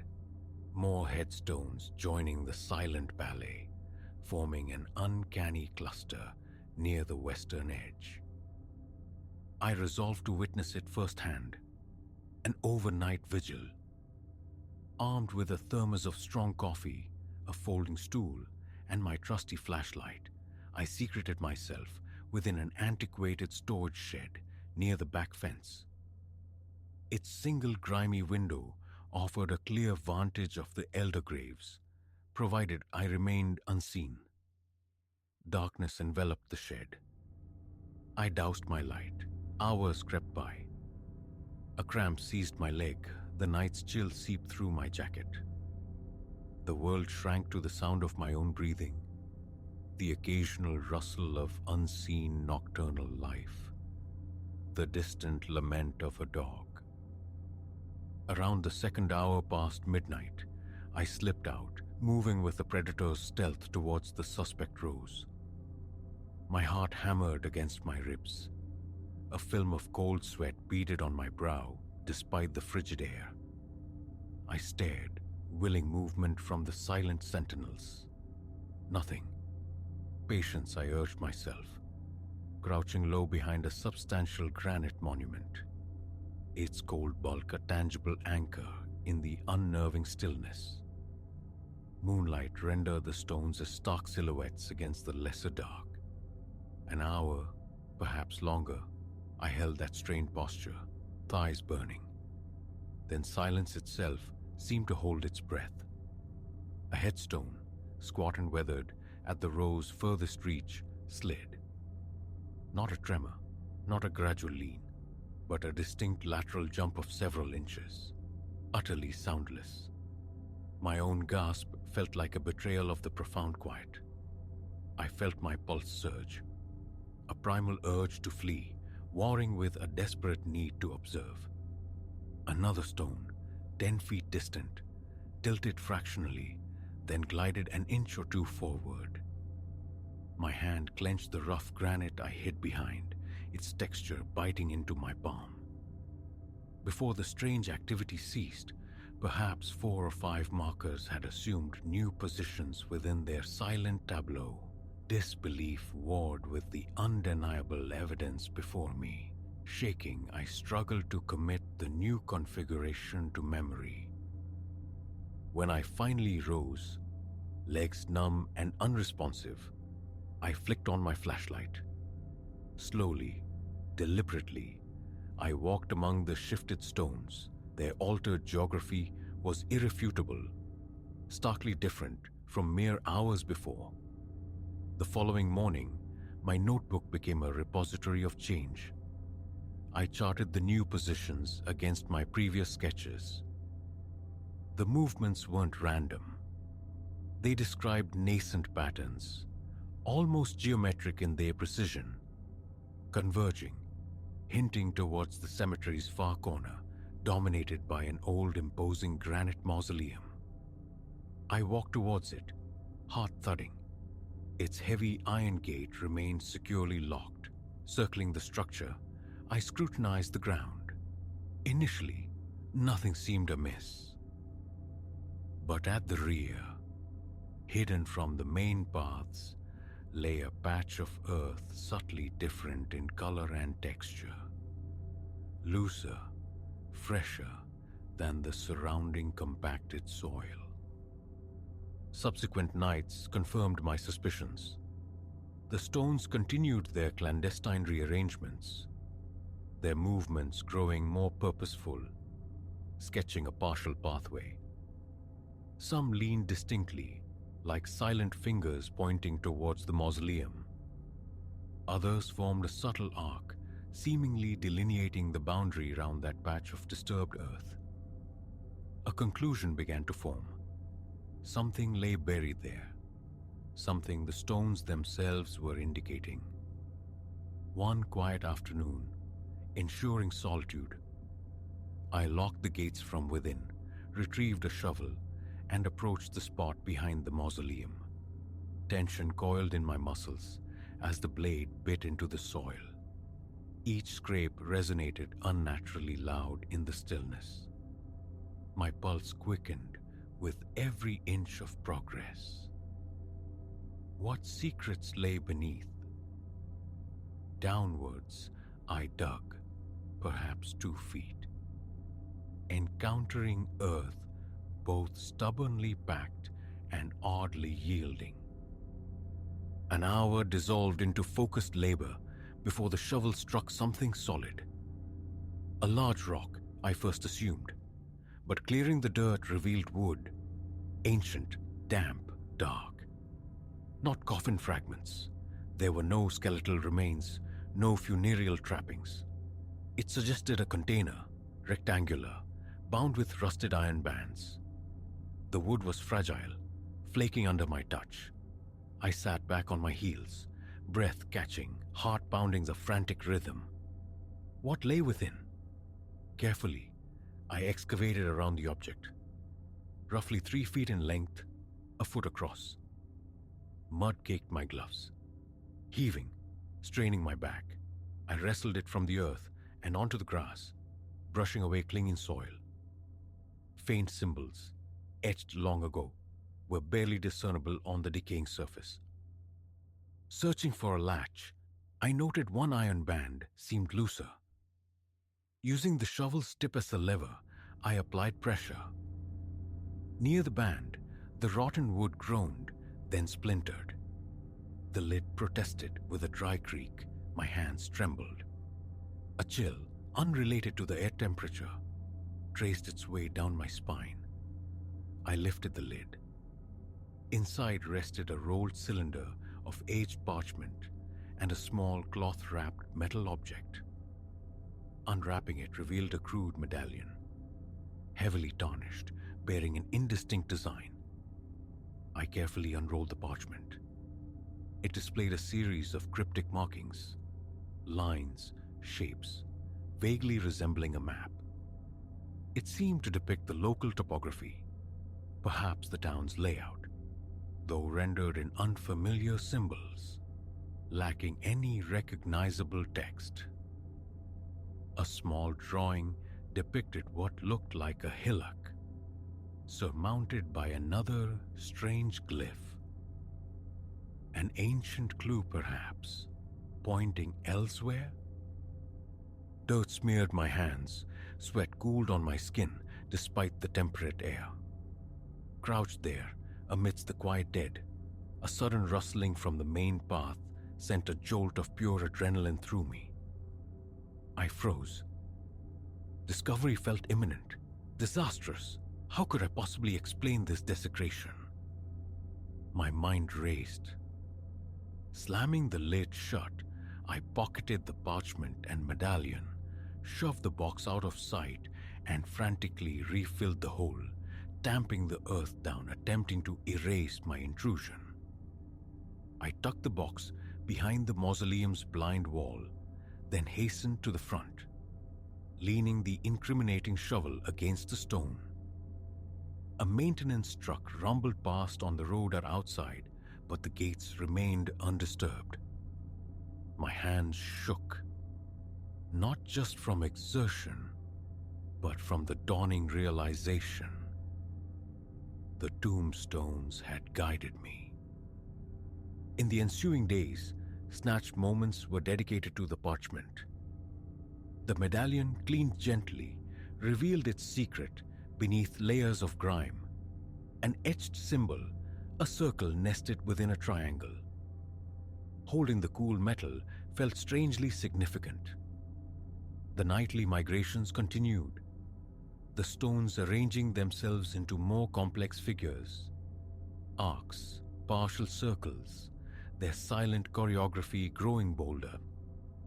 Sometimes, a faint grinding sound seemed to accompany the shifts, brief and instantly swallowed by the quiet. My chest tightened with each witnessed movement. I considered confiding in a colleague, a man who occasionally assisted with groundswork. His bewildered stare and hesitant query about my well-being were answer enough. Some truths, it seemed, were too outlandish to share. The parchment and medallion remained hidden, locked away. Comparing the cryptic map to an old survey of the town, procured from the library archives, revealed correlations. Certain lines mirrored the land's contours surrounding the cemetery. The map's epicenter aligned perfectly with the graveyard itself. Another, smaller mark corresponded plausibly to a nearby hill. Was there another cache? The thought stirred a profound unease, a mixture of compulsion and dread at the prospect of solitary digging on some lonely slope. Meanwhile, the stones persisted. Their latest configuration resembled a distinct arrow pointing beyond the cemetery walls, urging me onward. Did I truly wish to follow? Yet, an obsessive curiosity had taken root, demanding resolution. One evening, armed with a flashlight, I trekked the short distance to the hill indicated on the old map. I found the clearing, shaped just as the parchment depicted. The ground here felt firm, undisturbed, no signs, old or new. I paced the small space, beam cutting through the darkness, shoulders rigid, heart pounding. The wind sighed through the trees, amplifying the oppressive solitude. Nothing. Returning to the cemetery that night, questions swirling, I found the stones rearranged once more, now aligning with the main walkway. The familiar drag marks scarred the dirt. I followed the path, flashlight beam dancing across the granite faces. My neck ached with tension. I stopped before a large headstone, one that had shifted a good 6 inches since morning. My hand traced its cold, rough surface, and then I saw it. Near the base, almost obscured by time and lichen, was an inscription I'd never noticed. Not a name, not a date, but a symbol. The small circle within a triangle, identical to the one on the medallion and the parchment map. A thrill, sharp and electric, shot through me. Sweat sprang to my palms. I held my breath, rubbed my eyes, looked again. It was undeniably real. The connection snapped into place. The map, the medallion, the moving stones, this symbol. They were communicating, orchestrated by some unseen intelligence guiding me. I scanned the silent, watchful darkness. The cemetery held its breath, but my own heart roared in my ears. So I remain, Silas, tender of graves, keeper of a secret that breathes beneath the soil. The diurnal rhythm persists, trim the hedges, sweep the paths, but nightfall brings the vigil. Acceptance, a strange bedfellow to disbelief, has settled in. The stones migrate. This is now a fundamental truth of my world. I cannot fathom the how or the why, but I witness it. I feel its pull. Each subtle shift nudges me closer to unlocking a mystery buried for generations. The box behind the mausoleum, the cryptic parchment, the tarnished medallion, the recurring symbol, fragments of a narrative far larger than myself. A narrative I am now inextricably part of. My tools, torch, spade, the cryptic parchment, reside in the boot of my car. A trinity of readiness for the next directive. Every glance towards the elder stones raises the hairs on my neck, quickens my pulse. I scan the earth for fresh traces, question my sanity, yet trust the evidence of my senses. Tombstones ought to remain fixed, anchors against the tide of time. These do not, and their strange pilgrimage is far from over. They are leading me towards something concealed within this consecrated ground for centuries untold. I have reconciled myself to the likelihood that this secret will not remain interred much longer.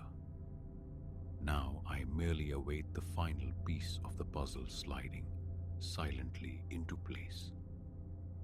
Tomorrow morning, the rows will be checked anew, each displacement recorded, the evolving pattern analyzed. How far this path extends, I cannot guess. I know only this. The stones have not finished their silent discourse, and I intend to listen until I comprehend precisely what they strain to reveal.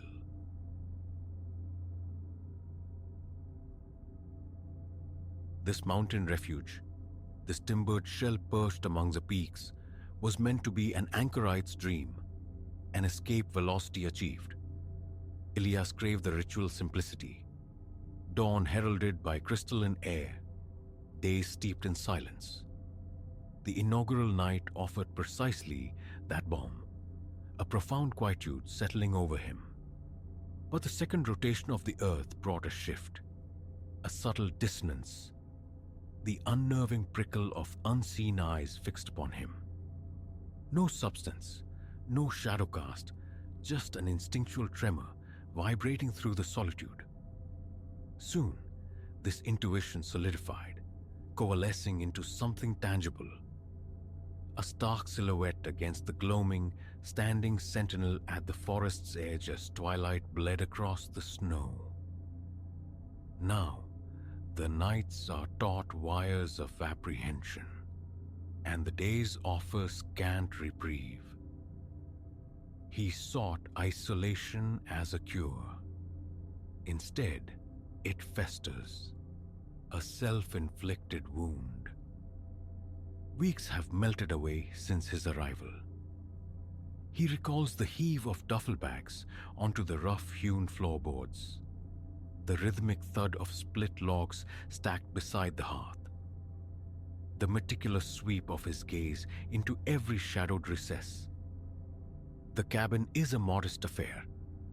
One primary chamber incorporating a rudimentary kitchen, flanked by a sleeping alcove and a cramped washroom. Dominating the living space, an old cast-iron stove radiates vital warmth against the encroaching chill. Its fire a flickering heart he tends diligently. Tall, narrow windows punctuate the walls, framing vistas of snowdrifts and spire-like pines. A slender porch wraps two sides, a fragile boundary against the immensity. Beyond lies only white expanse and the dark columns of ancient trees. The access road, a mere ribbon snaking down the mountainside, becomes impassable under winter's siege. A feature, not a flaw, promising absolute seclusion from the clamor of civilization. No neighbors, no traffic's drone, just Elias and the vast, indifferent wilderness. The initial days were a blur of settling, hauling firewood until muscles screamed, folding clothes into drawers, coaxing the small generator behind the cabin to life, establishing his laptop on the scarred kitchen table. His aspirations were humble, to write, perhaps, or simply to exist within his own thoughts, letting the mental clutter disperse like mist. Daylight hours passed in tranquil observation, the soughing wind orchestrating the pines, the soft percussion of snow shedding from laden branches. Evenings descended into a deeper hush, yet peace held firm.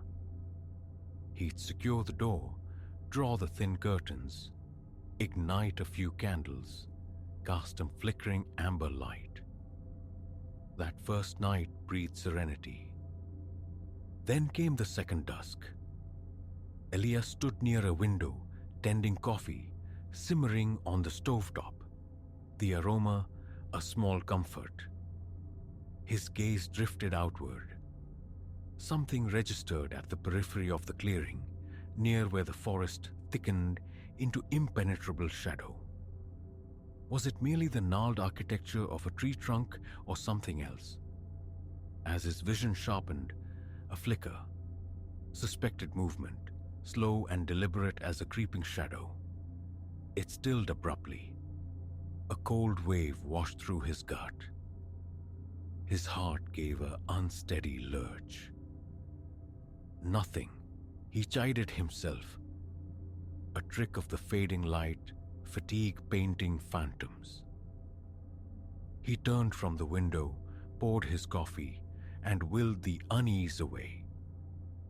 Later, cocooned in manufactured darkness, all interior lights extinguished, he risked a glance through a slit in the curtains. The night sky sprawled, obsidian velvet pricked with starlight. The moon, a mere sliver, offered little illumination. He strained his eyes, scanning the snow-dusted landscape. Empty. Then, as his pupils dilated further, a faint disturbance resolved itself near a towering pine. An upright shape, undeniably humanoid in its outline, yet devoid of discernible features. He watched, breath held captive, and swore he saw it glide several paces closer. His respiration grew shallow, the familiar icy tendril tracing his spine. He remained rooted, a statue staring into the void, fighting the urge to blink. He blinked, the figure seemed to shift again. An almost imperceptible advance.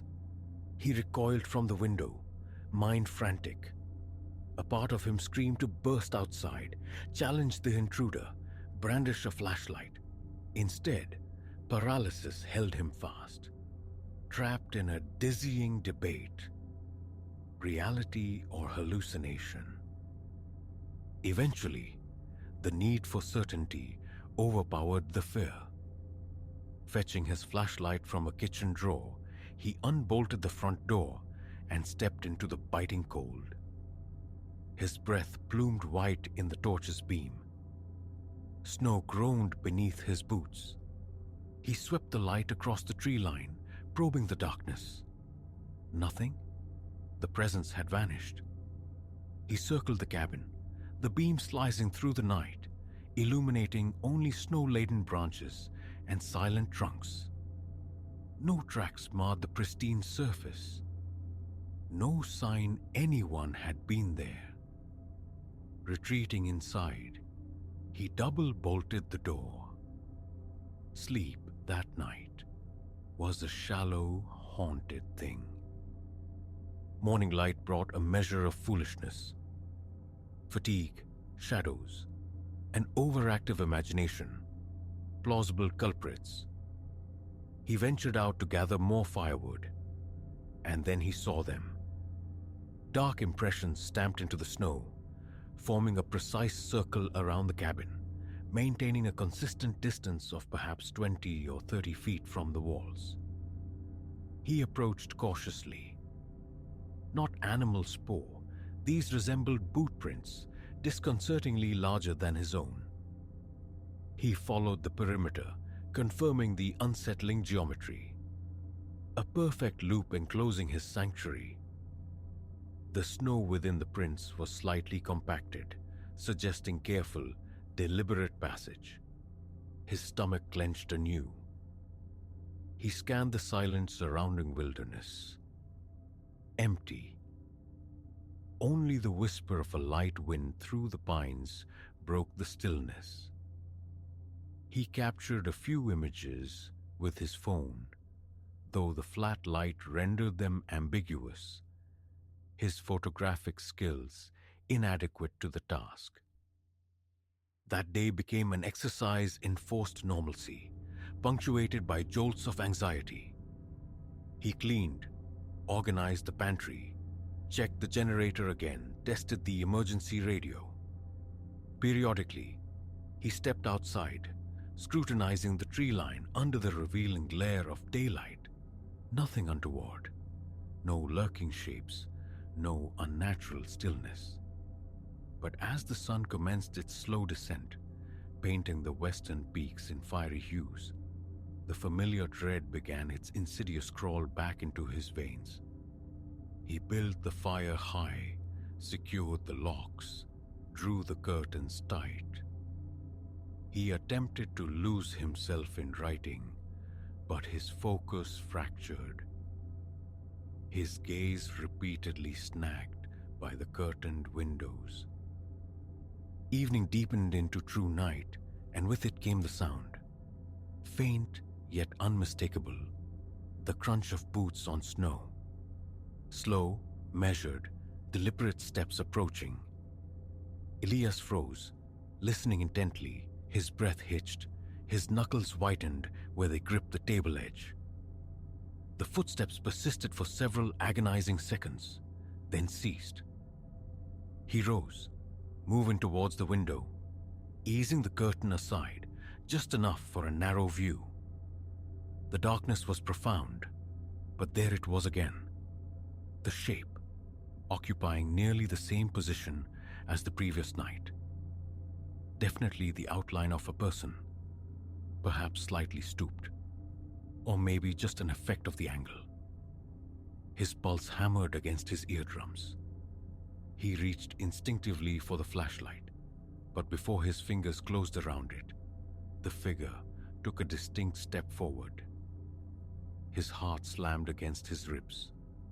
No face, no clothing, just this dark, absorbing form against the snow. He yanked the curtains shut, hands trembling despite his resolve to be brave. Throwing the door open, he flooded the spot with the flashlight's beam. Emptiness greeted him. The space was vacant. The trees stood impassive, skeletal branches swaying gently. Shaky now more from adrenaline than cold, he advanced a few yards from the porch, his voice thinner than intended, as he called out, "Hello? Who's there?" Only silence answered. He completed another circuit of the cabin. Nothing. No fresh prints disturbed the snow, no flicker of movement in the periphery. Just his own ragged breath and the crunch of his boots. After minutes that stretched into an eternity, he retreated inside, secured the locks, and fought down rising panic. He spent that night clutching the flashlight, sleep arriving only in fitful, shallow bursts. Every creak of the old cabin's timbers, every sigh of the wind jolted him awake, convinced he heard something just outside the walls. Dawn found him exhausted but alert. His first act was to peer outside. More footprints, the same circle, reinforced, freshly indented in the snow. He examined them closely, the same unnerving distance from the cabin. Questions swirled sharp and unanswerable. Who? Why? How did they disappear without a trace? A tightness constricted his chest. The impulse to pack, to flee, warred with a stubborn refusal to be driven out, compounded by the recent snowfall and the dubious state of the mountain road. Yet, the thought of escape hammered insistently. He managed to reach a local ranger station via the crackling radio. He reported a trespasser, someone circling his cabin nocturnally. Had he seen the person clearly?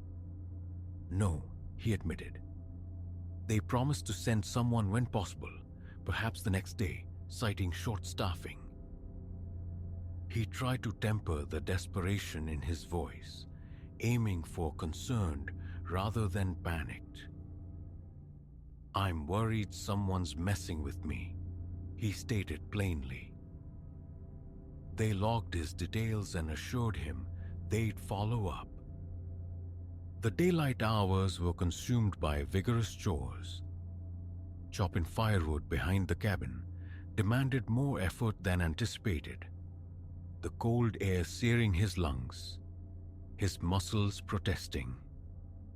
Physical exertion offered a welcome distraction, yet the habit of glancing over his shoulder, scanning the trees, persisted. Time crawled.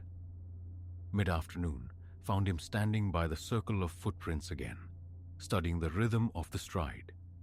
Consistent, measured. He tried to deduce the height of the walker, the type of boot, but the impressions remained frustratingly vague in the crystalline snow, revealing no distinct tread pattern, only their unsettling size relative to his own. Late afternoon bled into dusk, and the tension coiled tighter within him. The fading light felt ominous, each lengthening shadow a potential hiding place. He forced down a meager meal of canned stew heated on the stove, his eyes constantly darting towards the windows as the sky outside transitioned from bruised orange to deep violet. His stomach twisted. He lit an oil lantern, its warm glow a feeble defense, and checked the flashlight batteries once more. Darkness fully claimed the mountains, and the sound returned. Crunch. A single step. Pause. Crunch. Elias set down his bowl, his senses straining, His heart beat a heavy tattoo against his ribs. His hands shook. Rising, he gripped the flashlight and moved with deliberate quiet towards the front door, his boots whispering on the floorboards. He twisted the lock, paused, listening. The crunching continued, slow, rhythmic, then stopped. He wrenched the door open, sweeping the flashlight beam across the snow. The powerful light cut a swathe through the night, illuminating the near trees, the empty porch. Nothing. He stepped onto the porch, breath catching in his throat. The hairs on his nape prickled. "I know you're out here," he yelled, the sound thin and ragged in the vast silence. No reply. No movement. He slammed the door shut, heart pounding, and threw the bolt. This time, he resolved to watch, extinguishing all lights save the low burning lantern behind him. He positioned himself near the window, parting the curtain just enough to maintain surveillance. The forest was a wall of impenetrable black. Minutes passed as his eyes adapted. Then he saw it. Closer now, perhaps within 30 yards of the cabin walls. It stood utterly still, facing him. His mouth turned to dust. His pulse throbbed in his temples. He stared, locked in a silent, terrifying confrontation. It felt like an eternity compressed into moments. His palms grew slick with sweat. He considered reaching for his phone to document this, but the fear of breaking eye contact, of missing a crucial movement, held him captive.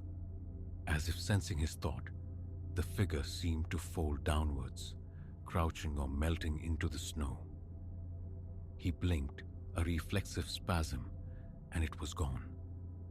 He surged from his chair, stumbling, adrenaline flooding his system.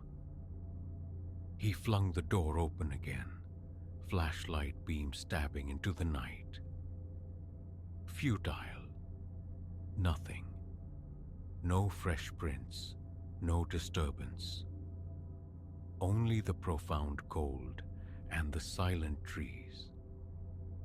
He paced the confines of the small cabin for what felt like an hour, a caged animal desperate to quell the frantic energy coursing through him. Why? How? The questions echoed, unanswered. He finally settled into the chair by the stove, straining to decipher every nocturnal sound. Phantom scrapings near the walls, wind, or something else. His body remained coiled, every muscle taut, ready to spring. The flashlight lay heavy in his lap, the fire poker within easy reach. He remained vigilant until the first pale fingers of dawn crept over the eastern ridges. He rose, stiff and bleary-eyed, and went outside. The footprints were there, a perfect circle, renewed in the night. He searched again for any deviation, any track leading away into the trees. Nothing. As if the walker had simply materialized and dematerialized on the spot. A surge of helpless fury mixed with bone-deep fear washed over him. He kicked viciously at the snow, obliterating a section of the prints before realizing the potential folly of destroying evidence. Frustration clawed at him, his breathing ragged, heart hammering. He just wanted it to end. Elias hasn't fled. Not yet. He remains a prisoner in his chosen sanctuary, awaiting the ranger's arrival. A storm gathers in the forecast, threatening to render the road truly impassable, adding another layer to his entrapment. Doubt whispers. Perhaps it is just paranoia, a drifter playing cruel games, an explanation waiting just beyond his fear-fogged perception. But each night, the shape manifests. Each morning, the footprints reappear, That perfect, chilling circle. Now seated at the table, he watches the sun bleed away behind the peaks, steeling himself for the inevitable descent into darkness. His gaze flicks constantly to the windows, anticipating the silent watcher. His shoulders ache with tension, his hands unable to find rest. If the footsteps begin again tonight, his reaction remains uncertain. One impulse urges him to charge into the night, confront the source of his terror. Another pleads for retreat, to curl into the smallest corner and cease to exist. His stomach is a Gordian knot of dread. There is no peace here, no inspiration, only this corrosive fear, steadily mounting. He commits this account to paper, to the ether, lacking any other recourse. Perhaps it will find believing ears. Perhaps someone holds a key to this nocturnal ritual. All Elias knows with certainty is that he is not alone in this wilderness. Something or someone waits for the gloaming, and when the light fails, it emerges, step by inexorable step, drawing its inscrutable circle closer. By dawn, it vanishes, leaving only those immaculate tracks in the snow, too precise, too controlled. He cannot fathom it. He only knows the solitude he sought has become a shared, terrifying vigil.